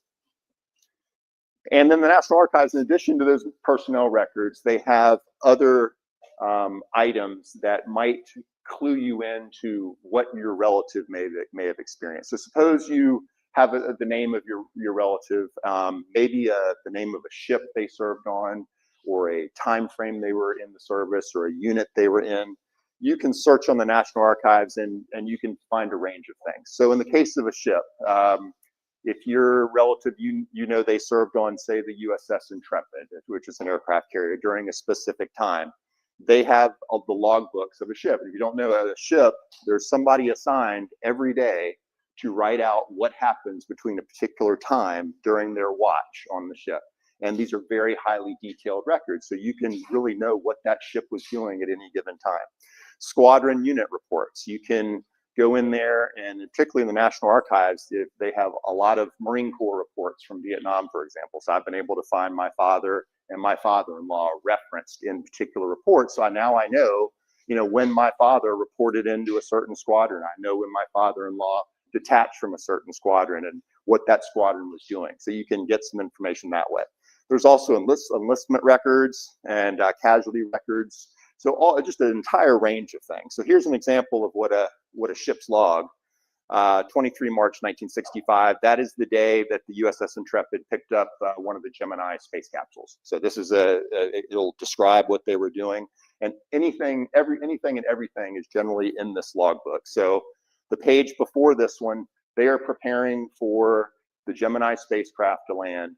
There's an aircraft that had a malfunction that injured a sailor, and then somebody's getting court-martialed on the ship that day. All of that is documented in this particular thing. So it's a really interesting look, and you'll even know what the weather was like when they were actually serving on a particular day. So if you have some element of that from your family, knowing where they served, there are resources out there that you can paint a picture of their service and what they might have been experiencing, what they might have been doing. And all the military services keep their own archives, because the military, it's a different sort of, it's a calling, really. It's not like working for a company or anything like that. The history and heritage of the service is really a bedrock of military service. So all the military services have particular elements in their collection that you can research. And given the fact that I work for the Navy, this is an example. This is the Naval History and Heritage Command's website. There are literally, as Mark talked about photography, there are literally thousands, tens of thousands of images here and also in the National Archives. So again, if you know where your family member served, you can type in, say, USS Intrepid 1964 and in the search box, and it's going to generate all sorts of imagery that they may have, and you can get a picture of what your relative would have been doing on that particular ship on that particular day. And the Naval History and Heritage Command is really good. They have a lot for those of you searching for maybe Korean War or Vietnam era veterans who served in the Navy. They have all the action reports for the various squadrons and ships, and that will tell you day by day what that particular squadron or ship was doing. And there's a dictionary of American naval fighting ships, for example. It's the history of every single ship that's ever been in the United States Navy. And it'll have some of them are very long, and so you can really get a picture of what it was doing. And then the Library of Congress did something, it's probably been over 20 years now. And it was at the behest of Congress. They were realizing that veterans were passing away at a rate, and we were not capturing their stories. So they started the Veterans History Project. And so they went around and they appealed to everybody in communities to interview veterans and to talk to them about their service. And they acquired not only those interviews, their audio, video. They did, if veterans wanted to donate memorabilia from their service, and they all collected it at the National Archives. And now it's a searchable database. And I use it all the time at the museum to try to get details about various things. And you could do it as well. Like suppose you had a relative that may have served in the Army in World War II, for example, and they served on a particular in a particular campaign, even a particular unit. You can search on there and type in details like that, break it down by service, by battle, by theater of war, and it will call up interviews of people that may have been at the same place that your relative was. So no, you're not actually getting what your relative did, but you are maybe hearing an interview or seeing a photograph or reading a diary of someone who was right there where they were. So you get that that picture of what your relative might have done. And then you have cruise books. That's another thing with the Navy. We use these all the time. Whenever a Navy ship goes on deployment, the crew will create a cruise book. And what's valuable about those is it's like a high school yearbook, really, or a college yearbook is essentially what it is. It documents what went on in that particular deployment. And say you're trying to, say that you know that you have a relative that served on the USS Forstall in 1958-59, and that you knew that they were maybe in the avionics department or something. You can go into one of these cruise books, and this website has digitized all of these cruise books, and you can search them, and you can go in and maybe you find a picture, a group photograph of your relative with all the other sailors in their avionics division, and that gives you the names of people they served with. And then you can start, that will open up all sorts of avenues to research and find things.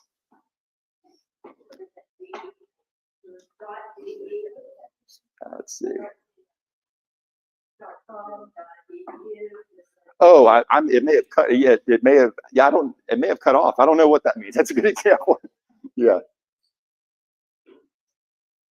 And as Mark said, Ancestry.com has changed the face of research, and all their subsidiaries and the databases have been created.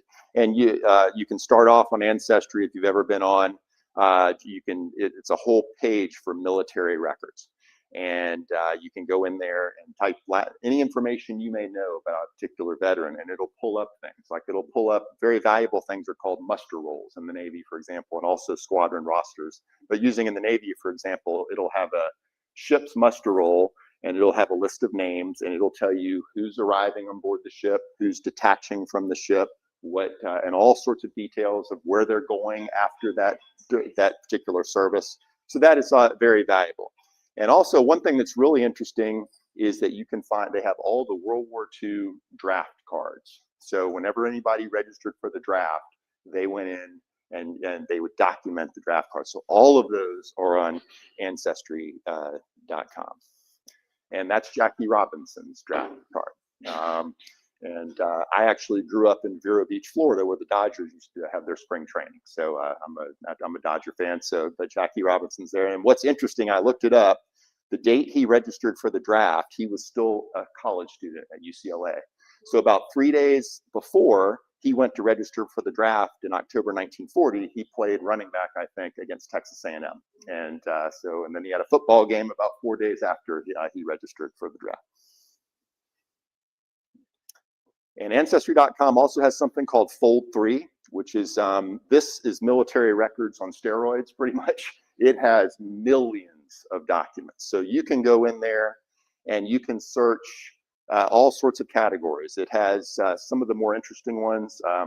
It has all the records of Air Force personnel or Army Air Forces personnel in World War II who were shot down. And it has a record. You can go in there and search by name, and it'll pull out maybe air crew that was shot down and the details of where they were shot down, how they were shot down. It has all, for example, with the Navy, every ship during World War II would have a war diary. It has all the war diaries and action reports that they would generate. And if you put in a name, it'll find that name across millions of military documents. So it's really incredible. I use this probably on a weekly basis to pull information about military service.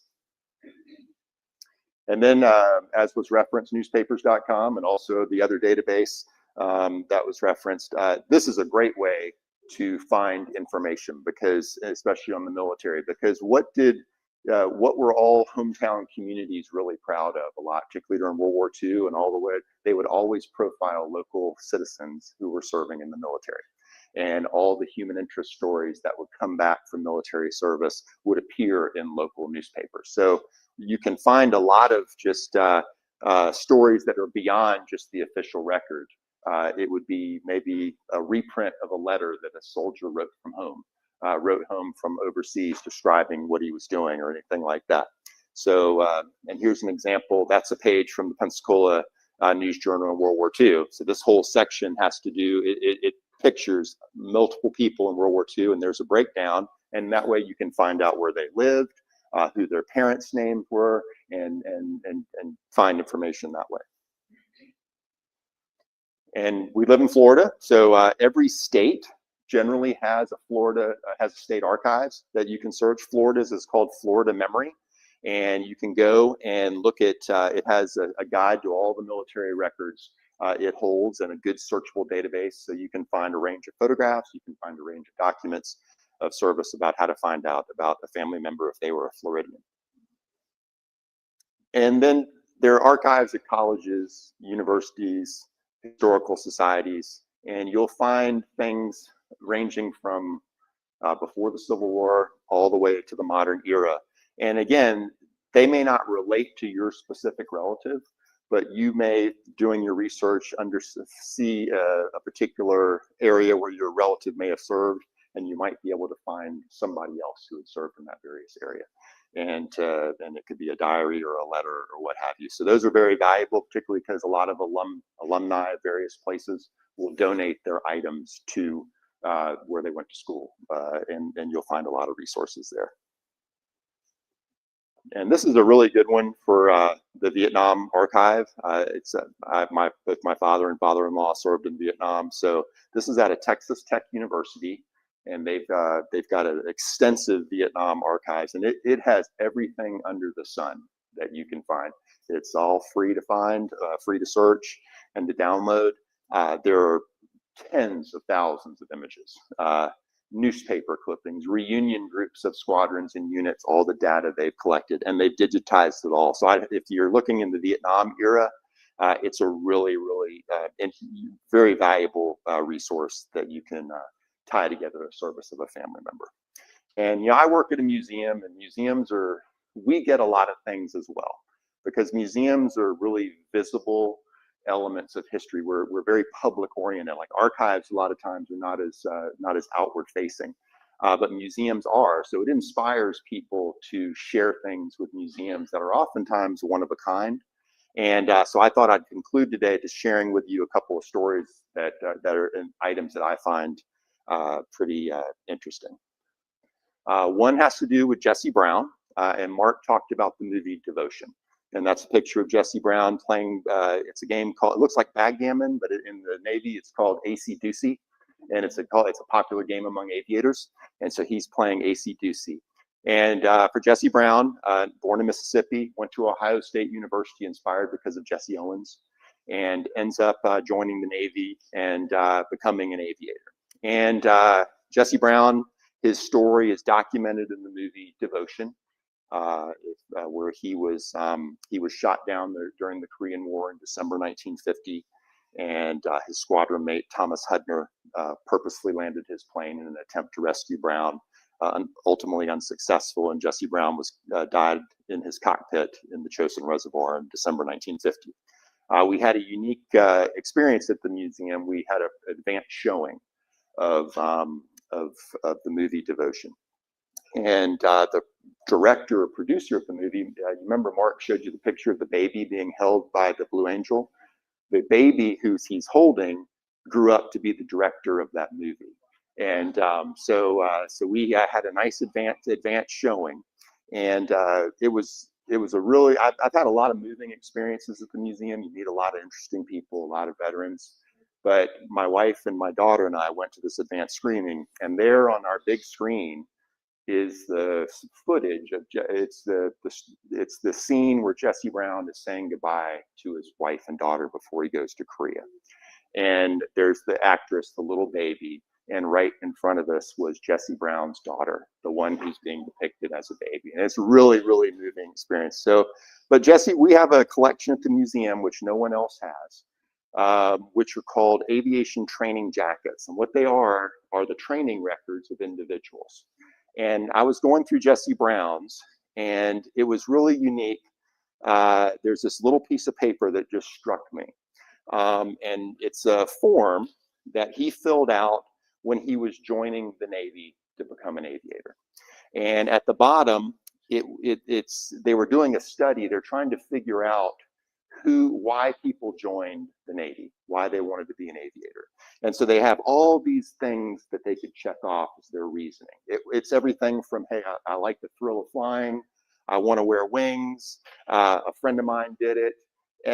But the ones that he checked were really revealing about him, in my opinion. So he checked the box. He wanted a career as a Navy pilot. And the one that also he checked, he said, a desire for experience in aviation for a better future. And that's what that's what joining the Navy meant to him. So I thought that was a really interesting reflection on him. And the final one, this one came about early on in my career at the museum. It was in 1995, and this reveals to you that there's all sorts of official records scattered throughout government agencies, but there are a lot of personal stories that still reside with families, tucked away in those sideboards like Mark talked about, tucked away in sea chests or whatever in attics. And this was one of those stories. It was 1995. I often tell people working at the museum, if you're a history buff, it's like being a kid on Christmas morning every day. You never know what's going to arrive. A box came to the museum. It's about this big. It was from Pennsylvania. Didn't know what it was. So we opened it up, and on the cover, there was a big bundle of letters and photographs. And on top was a letter, and it said, my brother-in-law served in World War II, and he was impacted by the atomic bombing of Hiroshima. And since it's the 40th anniversary or 50th anniversary after that, I've held on to these letters for years, and I thought I would want to send them to you. So we started to dig into them, and what it was a young man named Raymond Porter. He was from Butler, Pennsylvania, and he had written from the moment he joined the Navy all the way up until about July of 1945. So you're talking about from early 43 to 45. He had written to his parents pretty much every week. And so we started going through these letters. He's describing what Pensacola looked like. Whiting Field had just been built, so he's talking about how muddy and messy it was. He talked about going downtown in Pensacola. And then he started getting closer to going off to war as a naval aviator. And so you started reading these letters, and then it's tough to read here, so I just talked about it. I wrote it down. So February 2nd, 1945, he's getting close to being where he's going to go overseas. And he writes a letter, and he mentions that he was telling his parents that he had been hearing word that some people he'd gone to school with had been killed in action. And he wrote, and I'm quoting him here, he said, I am wondering what it will be like going home after this war and not seeing all these fellows I once knew. It doesn't seem right that so many young fellows should have their lives cut short like this, but I guess that is war.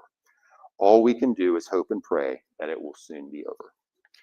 So little did he know, in July of 1945, he and his gunner were flying over Japan and attacking a Japanese cruiser, and he was shot down.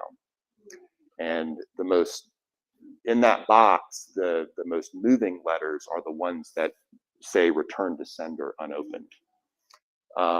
And his turns out he was captured. He was taken into custody. And unfortunately for him, he and his gunner and a whole group of another bomber crew from the Army Air Forces were held at a temporary prison in Hiroshima. And so on August 6th, when the atomic bomb dropped, it inadvertently killed a group of Americans, and that's how he passed. And so this is a reminder to me all the time. I mean, just stories like this is I hold up the 41 million figure. Each one of those individuals, regardless of what inspired them to join the military, like a lot of our family members did, regardless what inspired or what the circumstances, they all have something in common, which is they are willing to serve their country and put their own lives on hold for the greater good of all of us. And ironically, just like some of them are doing in the Middle East as we speak right now. So that is really the essence of military service, and remembering those who served and finding out about our families who've contributed so much to the nation. So thank you very much for having me today. I really enjoyed it. Yeah, happy to answer any questions anyone may have. Yes, ma'am. Ken Pyle. Yes, I do know Captain Pyle. Spoke at our Rotary Club, Yes. yesterday, and he was, pretty much identifying the importance of going to the museum to find out information like you're talking about, but also, to really just feel in the fact that there's so much history here in this area, and that we're the ones that this area is the one that's collecting so much naval history from all the wars and the ships and the planes, and so it was really, really interesting. And it's been a while since I've been down. Yes, it's a beacon of history, really, and it's just when you walk around, working there, you walk around and you'll hear visitors talking, and a lot of times you'll hear maybe a father telling a daughter, well, this is what I flew and this sounded like this, and boy, this landing gear was a bear to work on. I hated working on. You hear all sorts of all those little stories are resonate around the place. Absolutely. Very nice. I guess, ma'am. On ancestry.com, I found registrations for relatives as far back as like the 1900s. However, I have no knowledge of where to find whether they were in the military or not. They were just registration points where they had to register. Right, the draft, like Jackie Robinson's registration. So, knowing that actually they were separated, not registered in those times. Yes, you can read on the back of Jackie Robinson's. It does. How do I research whether they were in the military? Well, I mean, I think if you go into that on Ancestry, for example, if you have their name and their birth date, it should, if they went into the military, there should pop up some actual records from units they may have been in. It would be, and so it'll cover those draft cards certainly, but it should expand on that in some way if you have that specific information. Yeah, and fold three it'll cert. I mean, for World War II alone, I think there are on fold 3 there must be 13 million documents, or maybe even more than that. And So. the link that I sent to the last email, there's a link so you can do the basic, And here's some of the websites, by the way.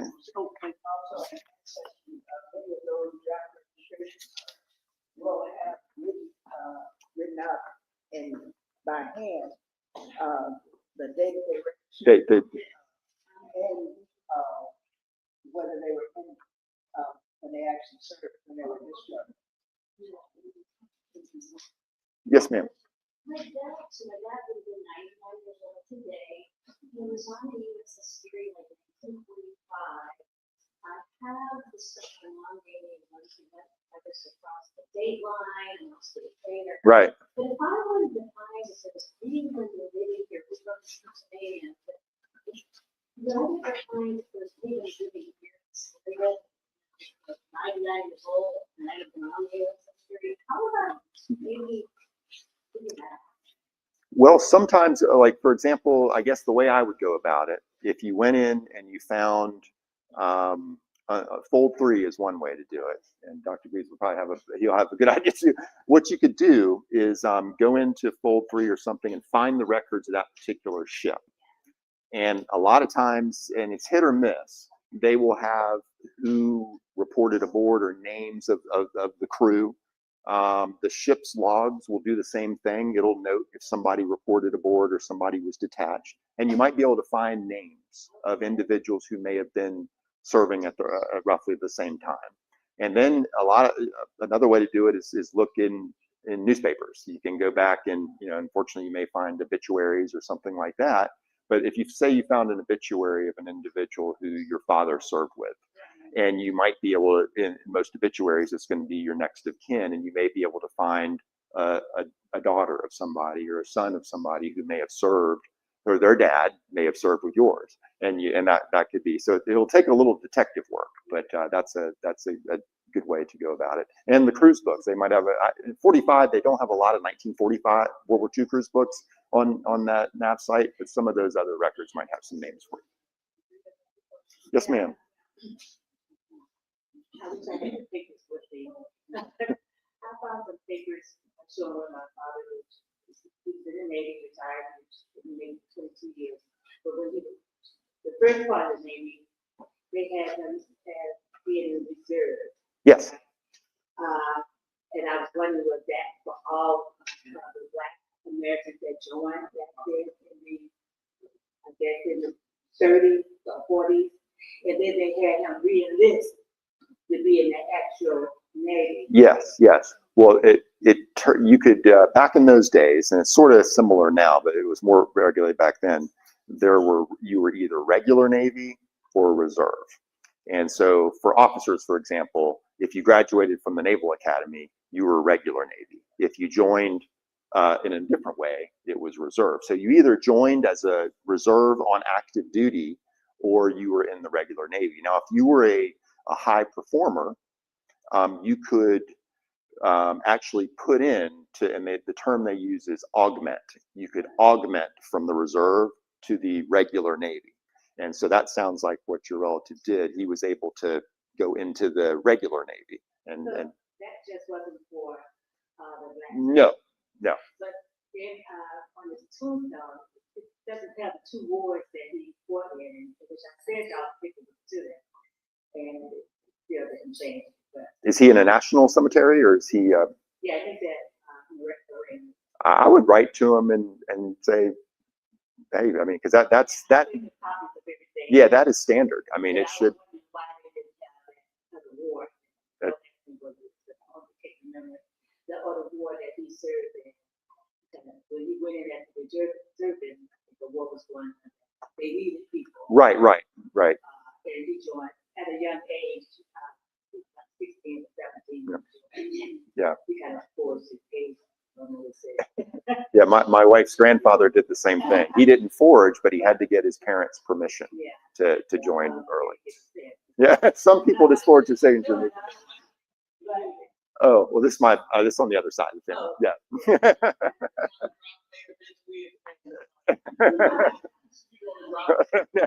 So keep on just getting in contact with them. I don't think it's gonna do anything since they changed, updated everything already. The tombstone. Yeah. Okay. Yeah. It should definitely be on there if you and absolutely. That's right. Yeah. You work someplace for 30 years, you know where things are. You know. Here during the American Revolution. Oh wow. Where were the places?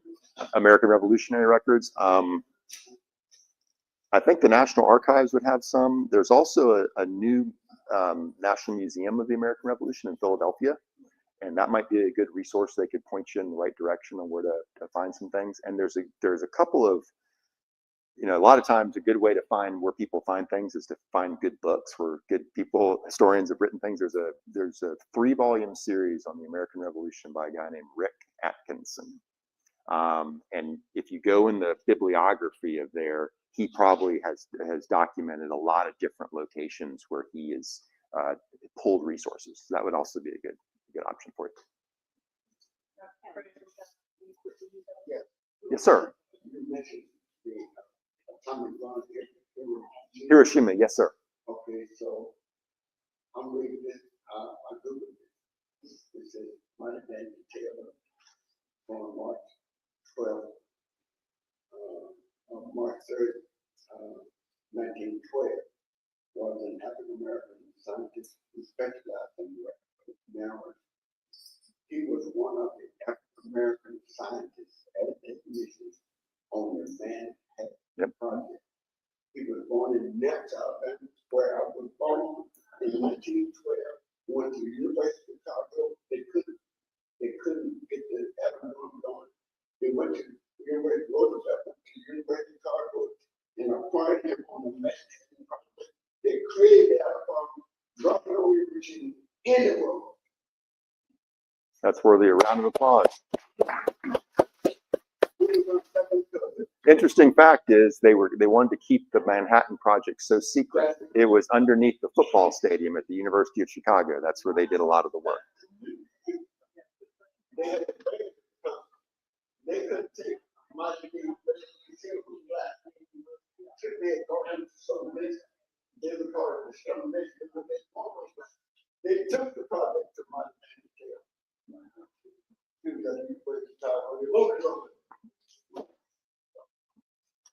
Would y'all doing anything? Yeah. Thank you for having me. We'll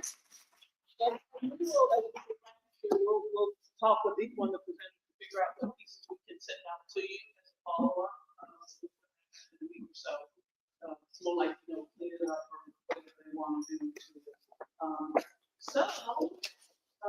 Here, this is where the workshop, you get to work.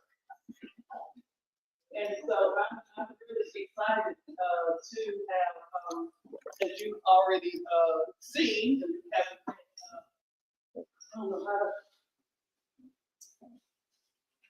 He was the longest serving, longest serving city councilman in Mobile, 25 years. A retired civil service, postal with the postal service. But what we're here for today is that this picture, we have a full-size picture. This picture, I was showing, we had Kwanzaa here. We celebrated Kwanzaa here at the end of last year, and Amanda was there. And her grandson, they were outside talking after, and my grandson came in. This is what great-grandson, get it right, get it right. Her great-grandson came in, so I was showing this. We had the pictures on the floor at the time, and I was showing the pictures, and I said, "Oh, and this is Captain Isaiah Richardson." And I said, "Oh, your grandmother, your grandmother's name is Richardson." So I said, "Do you know?" I said, "I don't know." So we ran outside, and the girl was out there. She said, "I don't know. Ask Mama." So we got Amanda on the phone. She said, "I don't know. Let me ask my cousin Fred." So we got enjoyed it. This is my first time meeting him in person, but I really knew his work. So you will know his work. He's the one who started the moon hydrox in Mobile. So you know his part. 18,000 years ago. And so then got a chance to talk with his sister Frances, who's another family genealogist, and he wrote a book from Memphis to Mobile and beyond, The Impossible Journey. So it's available. He told me the other day, here's 8 books. This is my favorite one. This is my favorite one here. But I'll get to those. Let me get to those. So would y'all please welcome as we start our case study. I think it's amazing to have descendants who can actually tell you something. Frederick Douglass, I love that. Frederick Douglass Richardson to Junior. Junior, don't forget the Junior. Thank you, Amanda. Come on back. Come on back.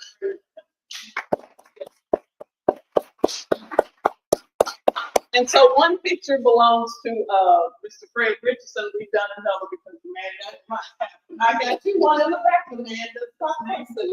I know you. I got 2. So he can take a few minutes to talk, and then we will start the case. Yeah, Mr. Reed, I'm going to trade you. Okay, There you go. all right.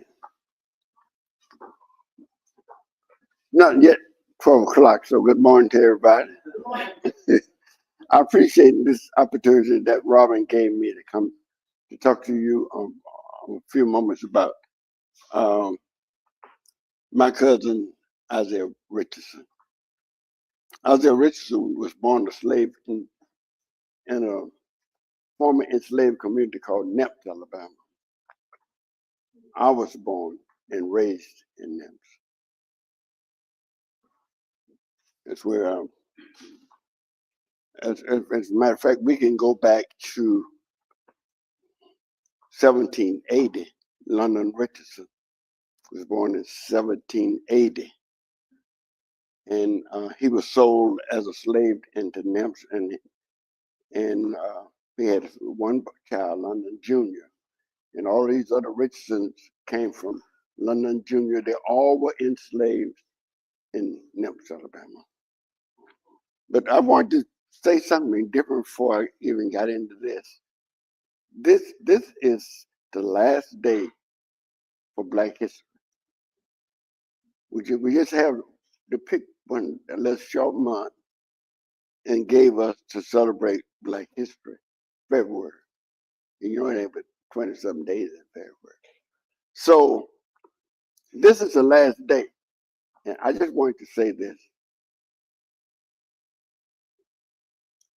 There is not but one race of humans. The human race. Ain't no such thing as the black race and the white race.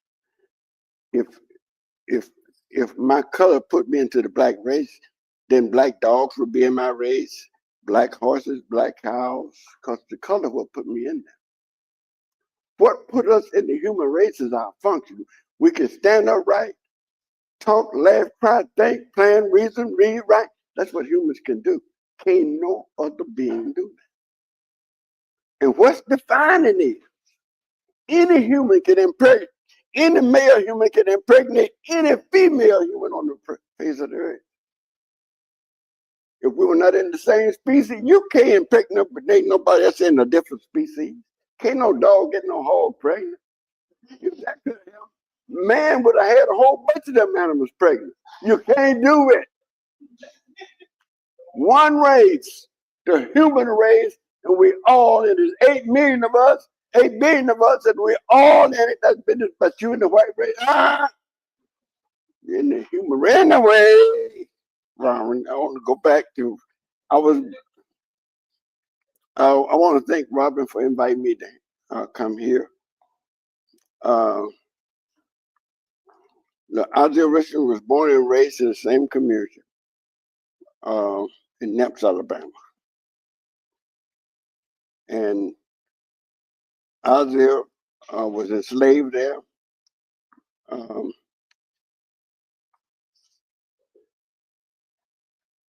He was born with a family of 9 children,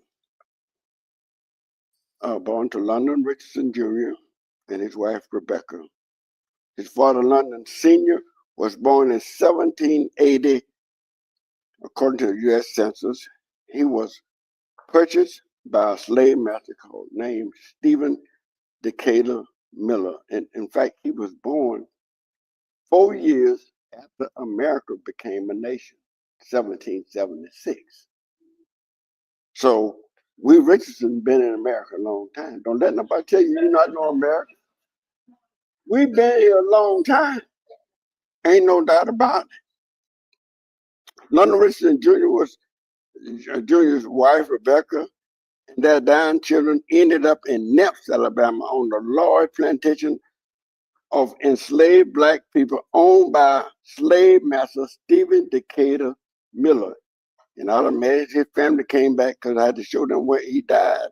They didn't even know where they buried him. I had to show them. When slavery ended in 1865, London's sons, Goodloe, Enoch, and Isaiah moved to Pensacola. Adam also had a son of London named Armstead, who moved to Pensacola also. Armstead had sons, Spellman, is that Spelling,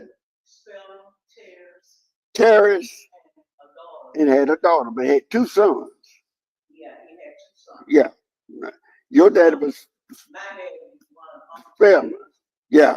He was the baby. Yeah. That's right. Adam was also the father of Walter Richardson, my grandmother, who remained in Nemps. Adam Adam was father of Walter. Yeah, Walter Richardson, my grandmother, who remained in this. Walter and Armstead were brothers.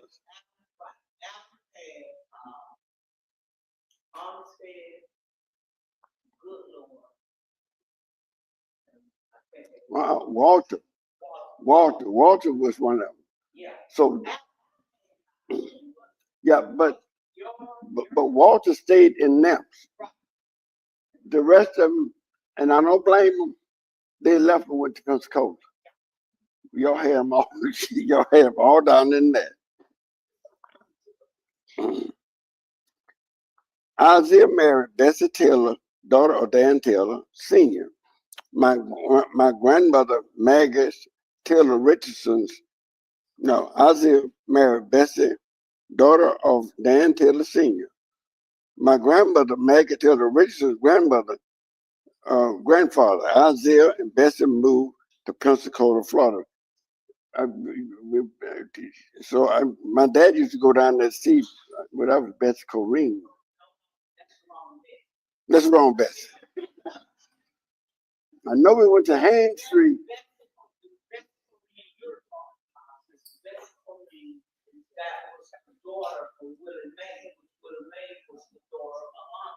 I know we went to see Bessie.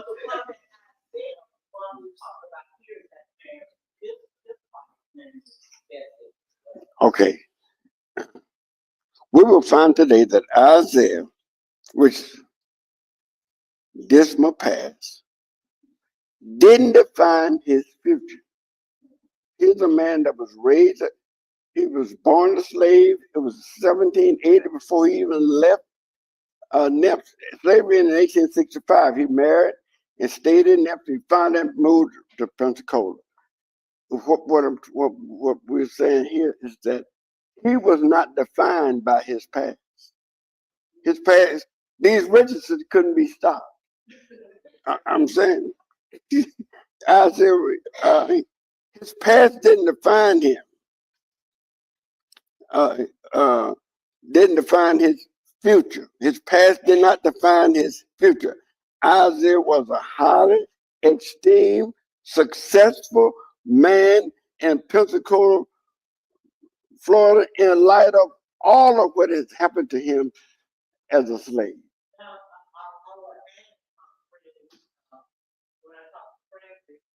Francis has the documents, the slave documents where Isaiah was sold for $650. And she also has the documents where the family, before they got to Mount, came out of Carolina, South Carolina. And in Carolina, when his ancestors first came over, the first owner of those ancestors was the governor. And she also has his will, which he willed so many slaves to his daughters and sons and things. I think he had about 214, 250 slaves. Yeah, but Stephen Decatur Miller. Sold us to Miller. Stephen Decatur Miller was the son of the governor. They came from Cushing County, South Carolina, where they came from. He willed. Yes, he did, and that's how he got the Nemps. His daddy gave him the slave. But his name was Stephen Decatur Miller Sr. He was the governor. He was a senator, and then he ran for governor. When his son got married, he gave all of our ancestors to him as a gift, and he sold in Nemps. That's how he sold in Nemps, Alabama. This is not just to sit down.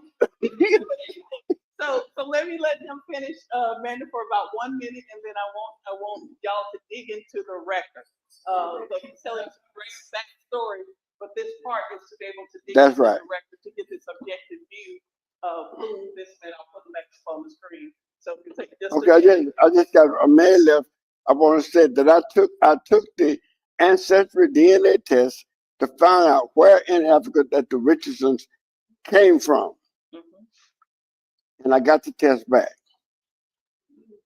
And it shows that we are members of the Awe tribe, EWE. We are members of the Awe tribes of Ghana, West Africa. Yep. And I have visited Ghana. I have visited Nigeria and Ghana, West Africa.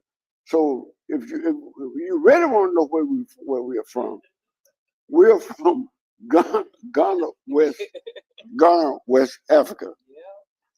And in closing, the state of Alabama the state of Alabama Historical Department has approved a 5th state historical marker for the community of NIMS, honoring all enslaved persons who remained in NIMS after slavery ended, and their historic offspring who still reside in the NIMS community today. NIMS is the largest all-Black community in Connecticut County, and being the offsprings of former slaves make this community unique and historical.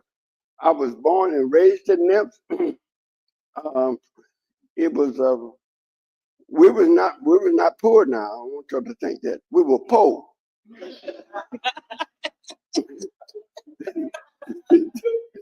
Poor mean you had to.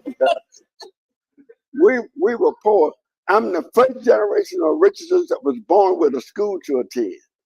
You can go back to 1780, all the way to me. None of them had not even a school to attend, except. So we were speaking with what Isaiah did. He didn't have no school to go to. We call that anyhow. He made it anyhow. He didn't let none of that stop him. I'm the first one to be born with a school to attend. And the school went to the 9th grade. Each teacher taught 3 grades, 1st, 2nd, and 3rd, 4th, 5th. In other words, in the first grade, I had 2 hours a day teaching. The other school, white schools, you stayed in 1st grade for 6 hours. We teachers taught us for 2 hours, so I should have known. I should have been 2/3 behind the white kids. And I'm telling you now, if the law be for you, can't nobody stop you.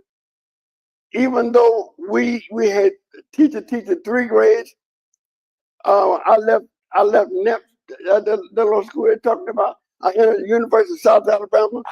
Me and my sister Wilma, we graduated the same night from University of South Alabama. Went back to graduate school. I'm saying it's nothing, slavery, nothing, every trick they threw at us, nothing could stop us from being the best we could be.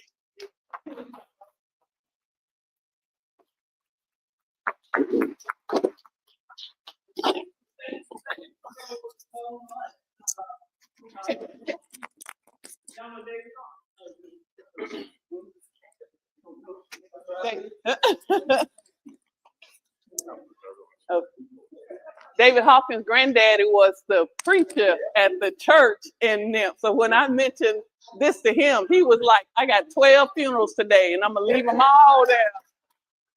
And come over because they ain't going nowhere. So he said, text me when he gets there because I'm coming over. Yeah. Are the bodies still there? Yeah, man. Okay. Get ready to close. So you know, they're burning and they're funny. You all are. I love you to death.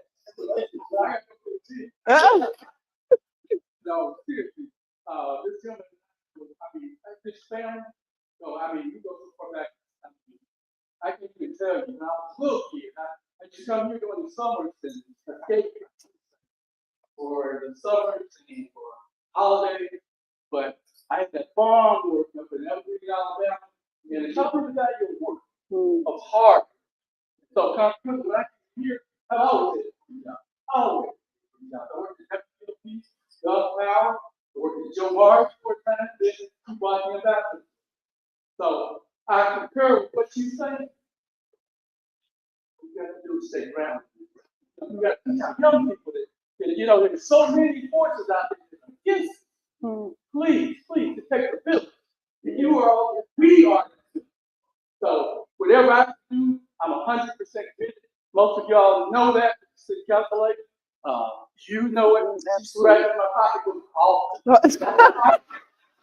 I have to tell you what you said. Yeah. That's what I need to do, just to let you know that you're not, every one of you. It's one thing to say, I come from here, these are my roots, but it's another thing to show you. You're such God bless you. I'm gonna get a picture with you and Fred. Would y'all start as I get this picture? Would y'all start on either using Ancestry.com if you have it, or Family Search, which is free, or even Fold3. So he's already told you some of it, but here's some good leads. Isaiah Richardson, his father, and a mother there. So go ahead and start, and we'll take about 15 minutes to do that. And John, if you can just mosey around and help. Tenyade, if you can help. I know you can come here to work.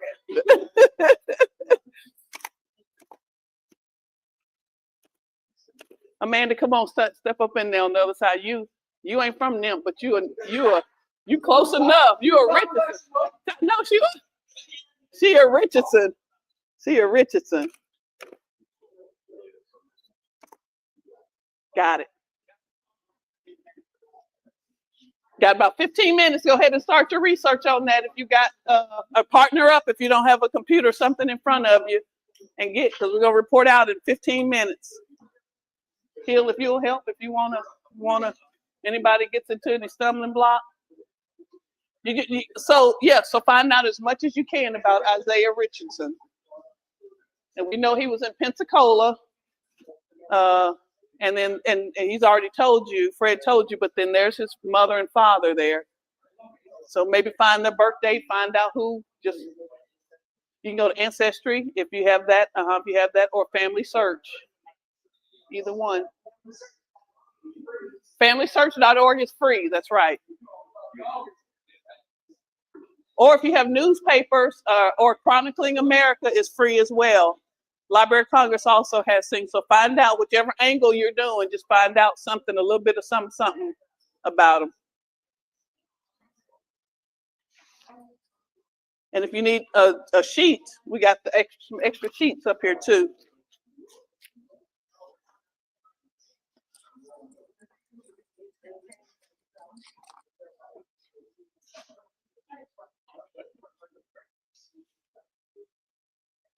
Uh-oh.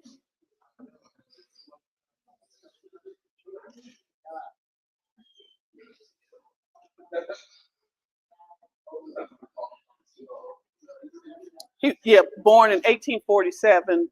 We don't know when he died, so we say circa around that 1909. We know sometime between 1909 and 1910. So if somebody can find his death certificate, I'm gonna name my next grandchild after you. Well, if you can find the birth certificate, that would be amazing, because in 1847, I don't know, but if you can find the death certificate.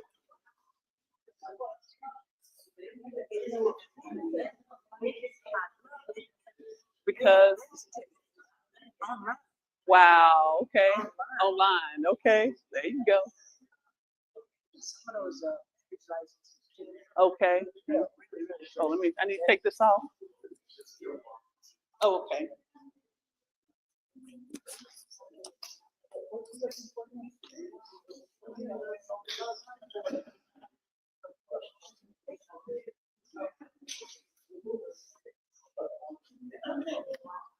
Thank you. This has been amazing. Some good different angles that we talked about. So I like that.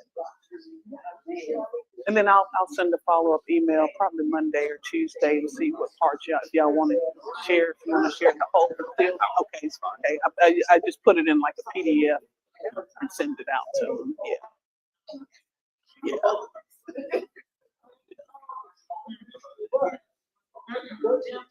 So it'll be interesting, because I like the way that Amanda somehow. So it's a couple of Betsy's in there. I think he married a Betsy, was Elizabeth.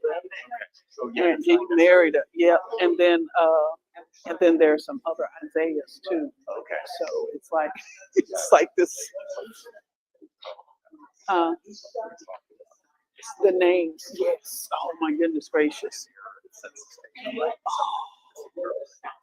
The first time I was confused with the census, I don't remember his name, and maybe Evan, but his last name. at when the genealogy library was on the Pensacola State campus. Yes.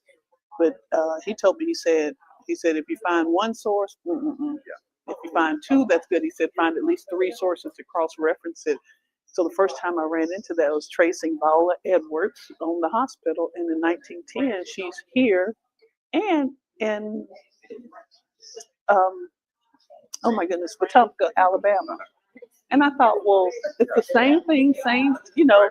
And so it turns out her husband, who was from here, William, worked on the railroad. He was a federal postal. So it looked like she went. So I didn't look. I forgot to look at the date, but I think one is maybe April, one is June. So it's like you can't be in 2 places at one time.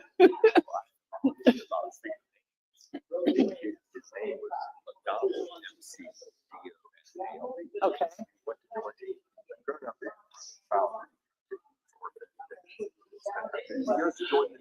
That's a good thing about orphan records. Oh. And he signs up for the name.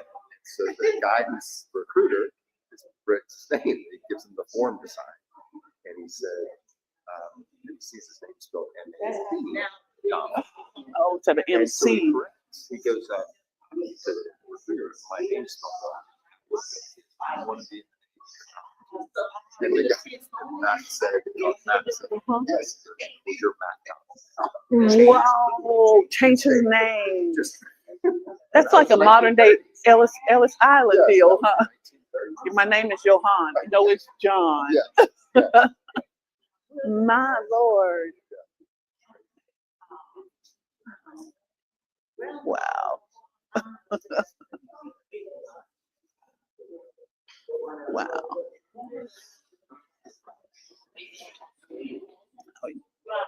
Yes, ma'am. Isaiah is who we're tracking, but you may find some other Isaiah. You're yeah. Okay. Gotcha.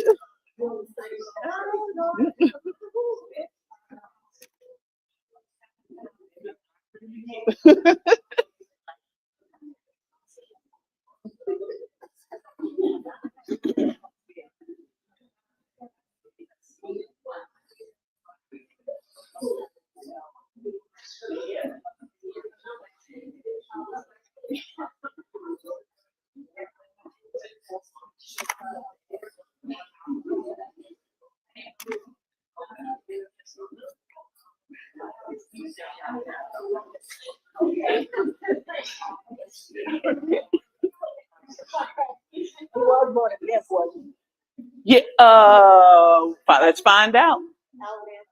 In Alabama. Connecticut. Let's find out. Let's find out.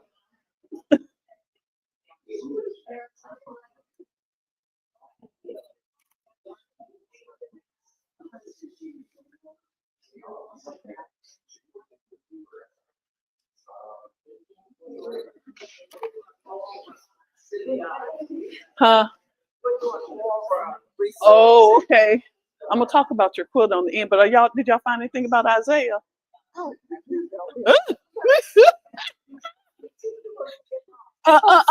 This is a case. This is a work study. Y'all supposed to be working in here. Find a little something about them.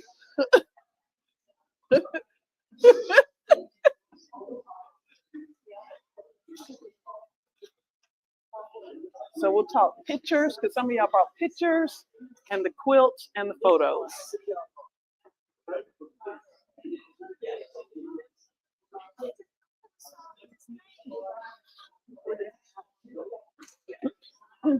I got it. Keep going. I got it.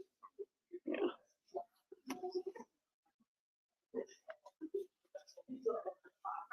Oh, you sign my book too before you leave. So I think I found the right Isaiah Richardson. Okay.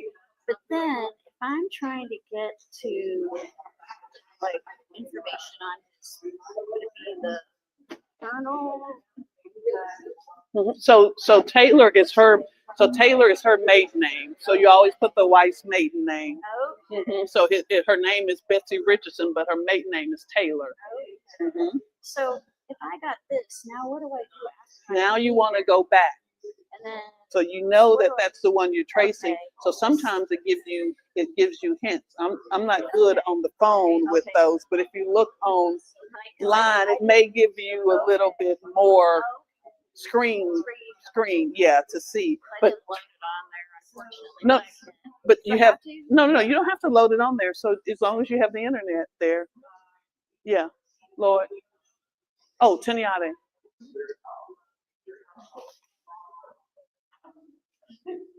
And so let me just give you, so if you turn it that way, it may give you some more, yeah, to get a wider screen, but it's not, yeah. Are you in an app or Yeah. Oh, you went to the app. So I'm in the search? search. Yeah, I'm in family. Can I get on the family search? Yes, you can get on the family search, yes. Yes.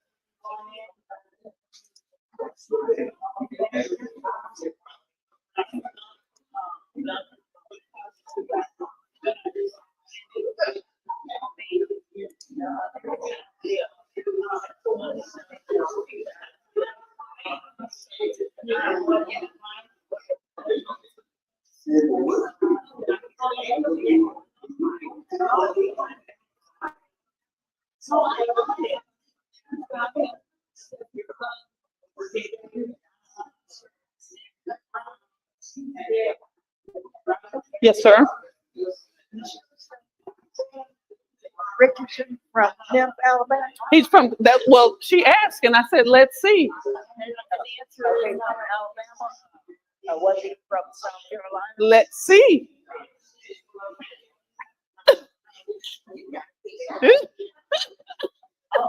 You gonna make this a What? That he's here somewhere. Yes, he is there. I promise you, we didn't make him up. What did the guy say? Give him 2 + 2. Don't give him 4. Now, Cause she's a. but interestingly, it doesn't show the parents. It shows the spouse and the kid. Oh, what a. Oh, his wife's his name's what? His name what? Uh-uh. We have to listen. Yes. Oh, no, you ain't going down that line. We ain't going down that line talking about it wasn't this, it wasn't that. No. You gotta look. We didn't give you her name. That's his mother and father. Yeah. Are you what site are you at? Oh, it's on Family Search.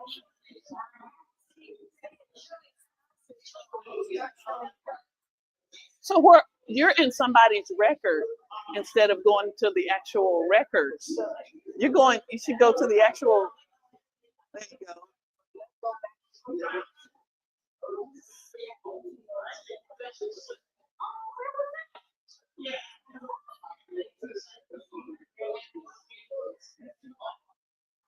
Okay, we'll take 1 more minute, 1 minute, 1 minute, and then we'll see what you discovered. 1 minute.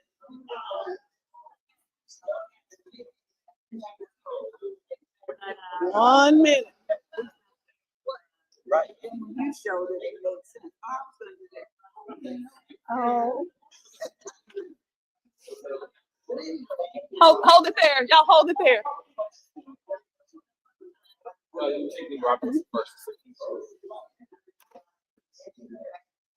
Michelle said, I'm getting this history. But they your people. Oh, wow. Lady J.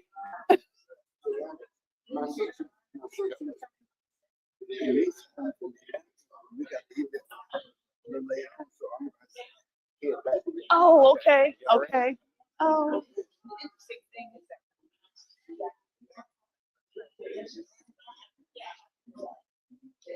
So he's gonna have to head back.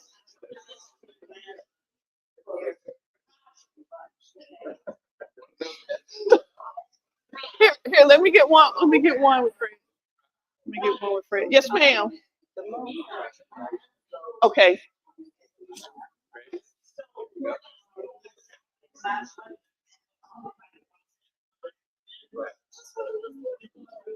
Oh, come on, babe. Come on, babe. Hold on. Come on, babe.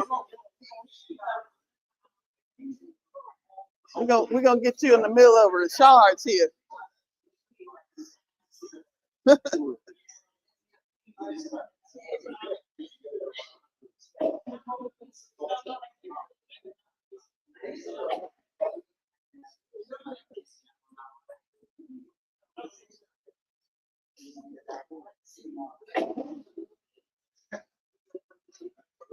Thank All you. right. Thank you. Thank you. Thank you.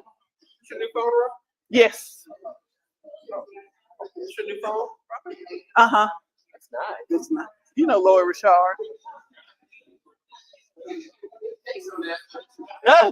I know, right?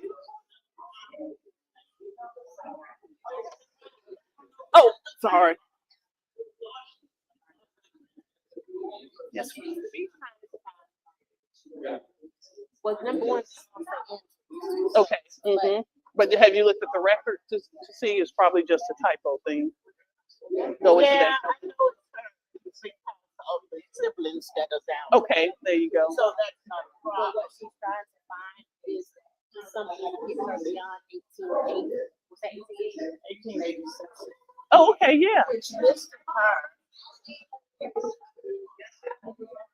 So you can go to Alabama. Alabama Archives has records.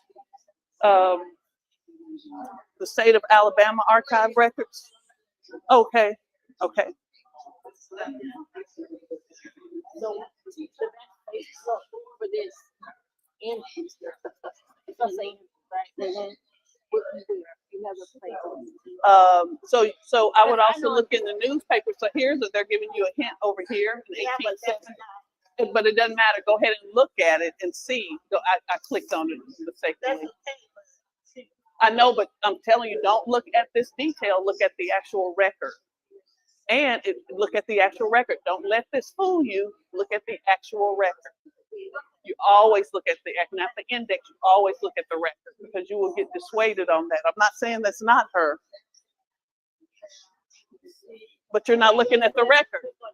Click on the record. Yeah. Okay, let's go ahead and wrap it back in, up, around. And Hattie Grace just pointed out something. She was looking at something. When you're looking at the indexes, that information that they've done, remember, a human is transcribing it or an AI is transcribing it. Click on the actual record. Because in her case, she was looking for an ancestor and she said, I'm going to tell what she said, that's not because it says white. But look at it though. Because if someone is, and Tiniane will correct me on this, but especially here in Florida and along, what were we, Louisiana, what was all that? Louisiana, we're part of Louisiana. So you will see mulatto and all of that, which in New Orleans, it may depict one thing, but here it may depict skin color and not necessarily ethnicity. So I may be, if me and Dr. J are in the same family, we're siblings, they may say me Negro, and they may say she's mulatto. So it may be skin color, but when you look at the index, click on the actual image, because remember, as Dr. Beasley said, these are humans who are transcribing this, or in our case today, AI. So don't just look at the stuff that they print out, go and look at the thing for yourself. Look at it for yourself. Yes, ma'am. And people were passing. Yeah. Okay, so let's see what you have. All right, y'all, let's wrap it in. Let's see, let's just go to Vicky, Dr. J, what did y'all find? Anything over here? Okay, can y'all listen up? Let's listen up real quick. Still looking? Okay, anybody else on this side? What did y'all find? Information. Okay, good. What I found that his dad, that his mom was actually Rebecca Richardson, and his wife was Betsy Taylor Watson. Okay, so both his wife and his mother were Betsy's. Oh, well, yeah. Wasn't it one his wife and one was listed as Bessie, one was listed as Elizabeth. But no, I'm just saying, or Rebecca, yeah. So that may be a nickname. A nickname. So when you're hold on. I just want to make sure that that you get that may be a nickname. I need for you to sign my book before you go. I'm not gonna chase you down, but I'm gonna chase you down. Oh, we need to get you your picture too here, Mr. Richard. No, I got you one back there, Amanda. Leave him alone. Oh, let me give you a bag.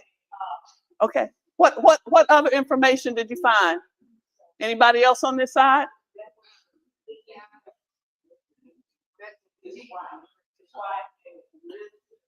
Yes.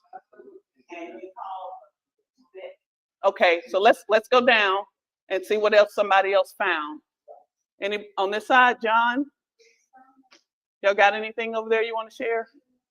Not yet. Okay, what about on this side over here? Anybody on this side over here? Karen? Yeah, go ahead, Miss Atkins. Carla. So you can hear me. Okay, I do the same thing. There's a bag for you. It appears that he was in the United States colored troop.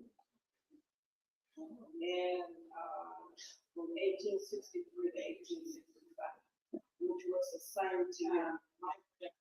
Can y'all listen real quick so we can hear? Which was the same time my grandfather was in the United States colored troops. Okay. But I was looking for a specific regiment, and this one looks like the 7th colored infantry.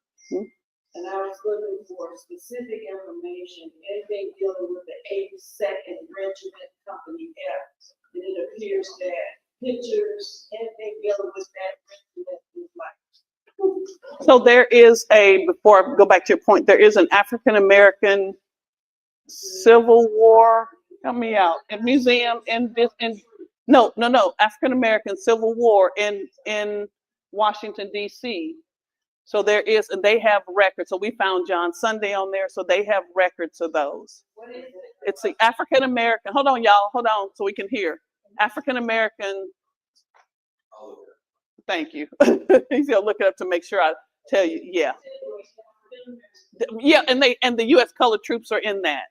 Yes, my grandfather's leadership on the wall is stand there, his name. Mm-hmm. And we've been able to trace back to the slave owner, Okay, because my grandfather was a slave as well as his father. okay. And that was my real interest, because I wanted to see pictures of these individuals, as well as an uncle that's buried here at the historical cemetery on H Street. Okay. So I was looking for pictures, and when I looked for Frank Ishmael, it would go with the records were destroyed, right? Before, I could get it. So that's what piqued my interest when I saw that this individual was a part of the United States culture. And so that's another way. So again, he'll mention Fold 3, even Family Search and Ancestry have some military records on there. The bulk of them are probably on Fold 3, but then also you can go to other states too. So when I trace people from here with the Spanish-American War, particularly because my interest is African-American, so when I trace them, I have to go to the Alabama archives because there is a contingent there. So it's, again, he mentioned going to the different states. John mentioned Indiana.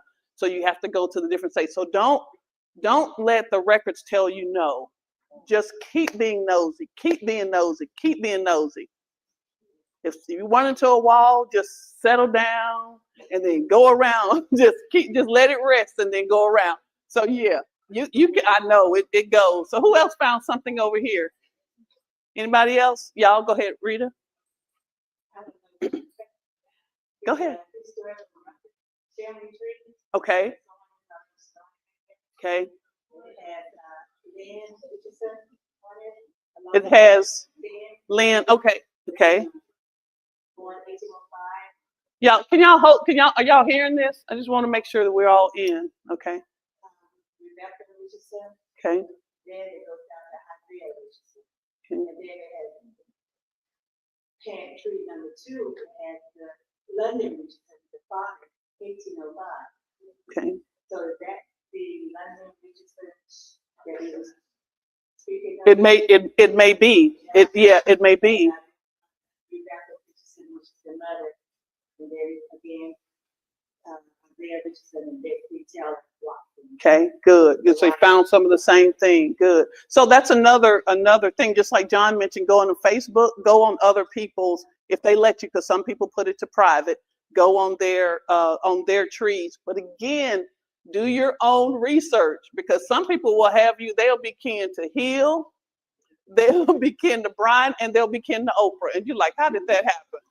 Because they just put the records, or they let AI determine that. And so, Isaiah's name repeats in the family. London's name repeats in the family. It comes up, I think, as Lyndon. What's the other name that y'all are saying? You say it's Goodlow, but it's Goodlore. So you have to click on those records for yourself. And don't just take one record for gospel. Try to get at least 3.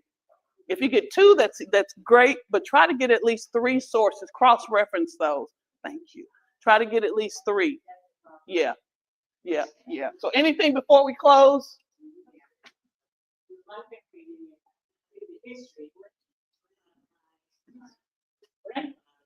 Okay. And of course, I think Robinson that did not fill out a draft card, and I knew he didn't go into the military. That's why I had the first. Okay. So I followed them all the way down.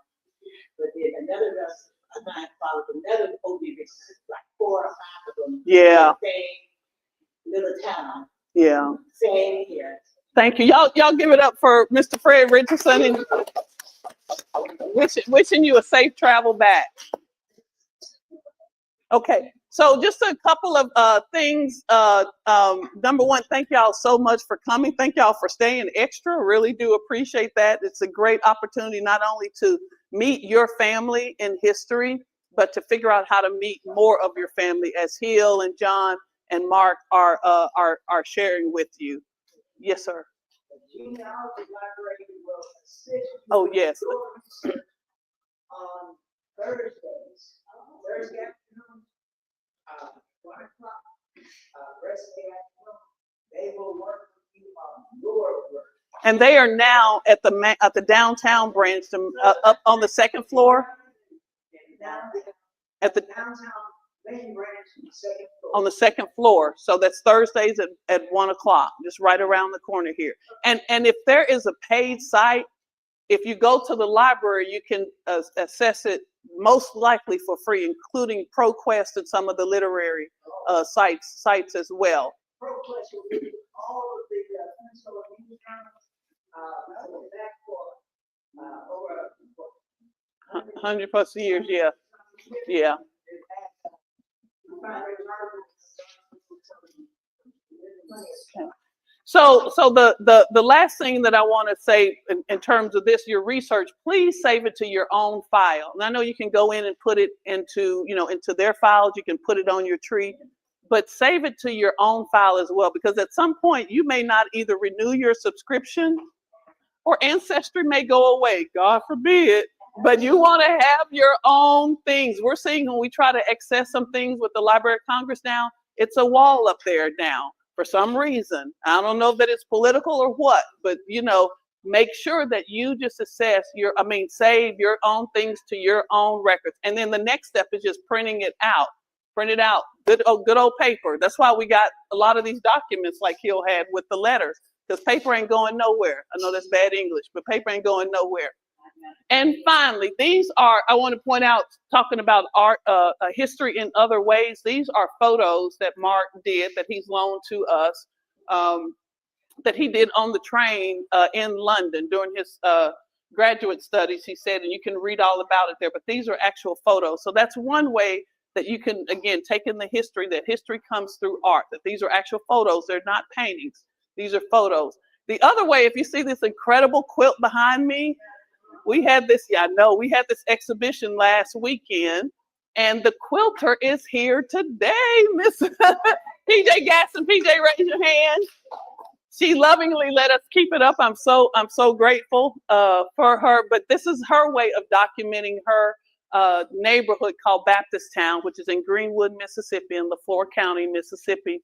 And she documented this. This has been a 6-year effort. And so if you get it, we've gotten it on our Facebook or YouTube site. So if you missed that on Kukua Institute, you can go and get that.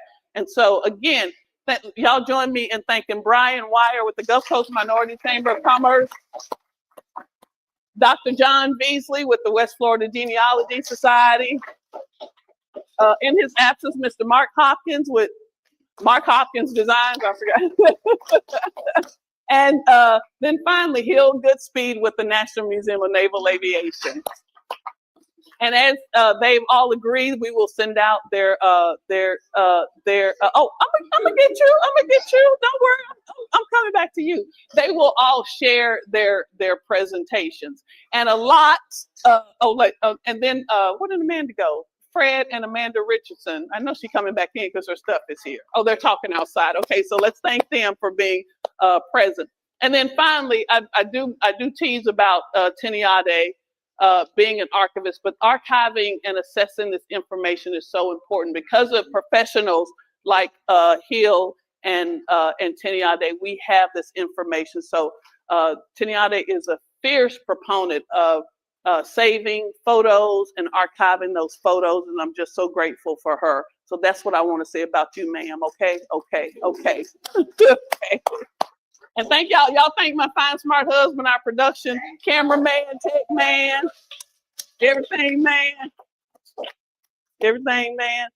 And again, there's still food there. Again, thanks to Brian, there's still food there. Look at this amazing quilt. Don't touch it. Just get real close to it. Get real close to it. And meet each other. Again, meet. And so thank y'all so much for coming out. And we'll see you for genealogy next year. Right, John? The answer is yes. Right, Hill, the answer is yes. Okay. Right, Brian, the answer is yes. Okay. All right. Thank y'all so much. Thank you. You say thank you.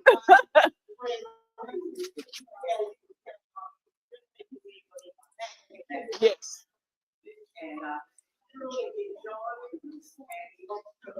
Good. Yeah. Thank you. And that's your picture back there. That's your picture back there.